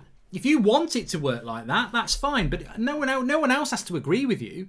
And look, I'm not Ollie out, but what I'm saying is I don't agree with that sort of an opinion. I think it's a wrong opinion to have. 5 minutes to be added on. What I'm saying is everybody's entitled to an opinion. And I think at the moment, this result is absolutely fantastic. We need to take that momentum into the Leipzig game. But I personally feel that the only reason this game has been won is because of the substitution of Bruno Fernandes. He's so fundamental. And I'll explain why in the match reaction, because people will be going, it's Mata, it's Pogba, it's Rashford, it's Bruno. And I'll tell you why it's Bruno. And a lot of people are saying Wan-Bissaka for man of the match. Up to you. I think that when you're 1-0 down at half time and you should be 3-0 down, then you've got to look at why you're winning 3-1. And I think there's only one man of the match and he didn't play 90 minutes. As for Wan-Bissaka, he has had a good game, but is he playing to his full capabilities when he's not marking his back post? Not disagreeing about Bruno. Mata is just very useful against the low blocks, as Martin Richards. Definitely, I agree. And for the Ollie critics, I'm certainly one of them. McTominay's performance improved after the half, and the Mata subs came early. A big difference from his usual management, says Sean Finity. I think you've hit on something there I want to talk about in the match reaction, actually, Sean, about McTominay. Shit in the first half. Second half, it's like a different player. He suddenly realises he can pass forward. It's like, how can you play so bad and then suddenly play so good? And I'd be bollocking him on the bus home. I'd be saying, how can you perform so badly in the first half and then the second half play so well? This should be another goal. Well, maybe not, actually. Greenwood's got it on the left-hand side. And he gets tackled. This proves what you said, Mark. Van der Beek isn't Bruno's replacement as a number 10, but if we played Ollie played him for the way he gave praise for the comebacks, says Hamada. Not this just thinking about it now. Martial hasn't been on form since that unfortunate game against Sevilla, and I know the slow start has been bad for him. Harrison Dunn. I think Martial's a fantastic player, but look, I would have given him a low mark today anyway. I think he's not played that well, and he it's the second time, isn't it, in a week where we've played really well.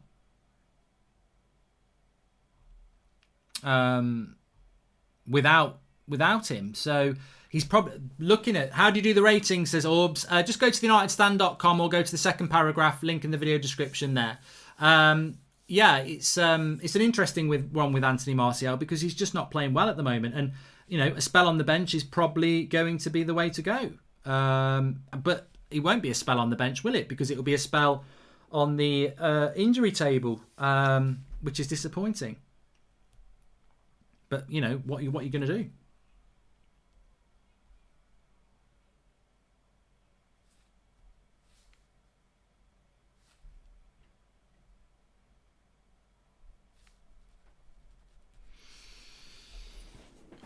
Saturday night sorted. Match of the day. Big 3 points. What I would say is that we go through the emotion. Rashford tried to hit it. Oh, it's Greenwood actually tried to hit it first time. Would have been a cracking goal. We go through the emotions. We go through the ringers with this club, and it's Bruno again. He would have had another assist here. He gets Greenwood through. I mean, I just cannot. I mean, Bruno Fernandes. He's my captain on Fantasy Premier League. He should have 3 assists. He's only got 1. Stunning. Absolutely stunning. But look, we've got so much to talk about in the match reaction. Van der Beek, I still don't agree with it, but we've just won 3-1. But we want to talk about that. His substitutions, Bruno Fernandes' importance, the fundamentals. How do you play so badly in the first half and so good in the second half? Is Ollie still the right man? I mean, there's so much to talk about when effectively we're probably up to about 4th in the league now. So we'll be talking about that in the match reaction in a moment. And obviously do get your player ratings in through theunitedstand.com. Links in the video description there. But I'm just very happy with the 3 points. I said at the start of the game, I would have took 1-0 in a terrible performance. It was so important that we won today. And that's 5 Premier League wins in a row, is it? Everton, West Brom. No, it's 4. Southampton and West Ham, obviously. 4 Premier League wins in a row. Ahead of that Man City game next week and the huge game against Leipzig. Welcome to the Members Club, Zists. Thank you very much. And so now Ollie has the most points in the Premier League since Bruno. Lots of Doom merchants in our fan base. I think what it is, I just think he's a very frustrating coach. And I want to talk about that in the match reaction because I don't disagree with a lot of people's negativity. But it's hard to justify it when we are actually doing quite well. It's an interesting one. At times we look absolutely terrible. But then we've won again. So Ollie will be feeling justified, but they're absolutely, there's no doubt we should have lost that game from the first half. They've not scored enough of the chances that they've taken, and then we've taken our chances in the second half. But look, please subscribe to the channel, bottom right hand corner. Please click that button in the bottom right hand corner. Subscribe to the channel. We've got the match reaction coming. I will literally live again in 2 minutes on the match reaction. You can go through the homepage or you can go through the link in the video description. But in that 2 minutes, get yourself to unitedstand.com, player ratings, and cast your votes. Mark every player out of 10, 6 being the average, man of the match with a star, and then submit your score. And we'll go through that as well in a minute. But a fantastic win for Manchester United. A shocking win in many ways because the second half is brilliant. David Moyes is moaning about the first goal. The ball probably went out, but look, that would have been harsh on Pogba. It was a great finish. Talk about the back post marking, because players are being criticised for not marking when it's clearly tactical, says Ninja Smurf United. I will do. Super happy that Bruno has such an impact on the game, says Path. Sean Finity, Bruno's energy and drive are infectious. And thank you for the contribution, JP Smith. Let's join on the match reaction. I'll see you there in a minute or two.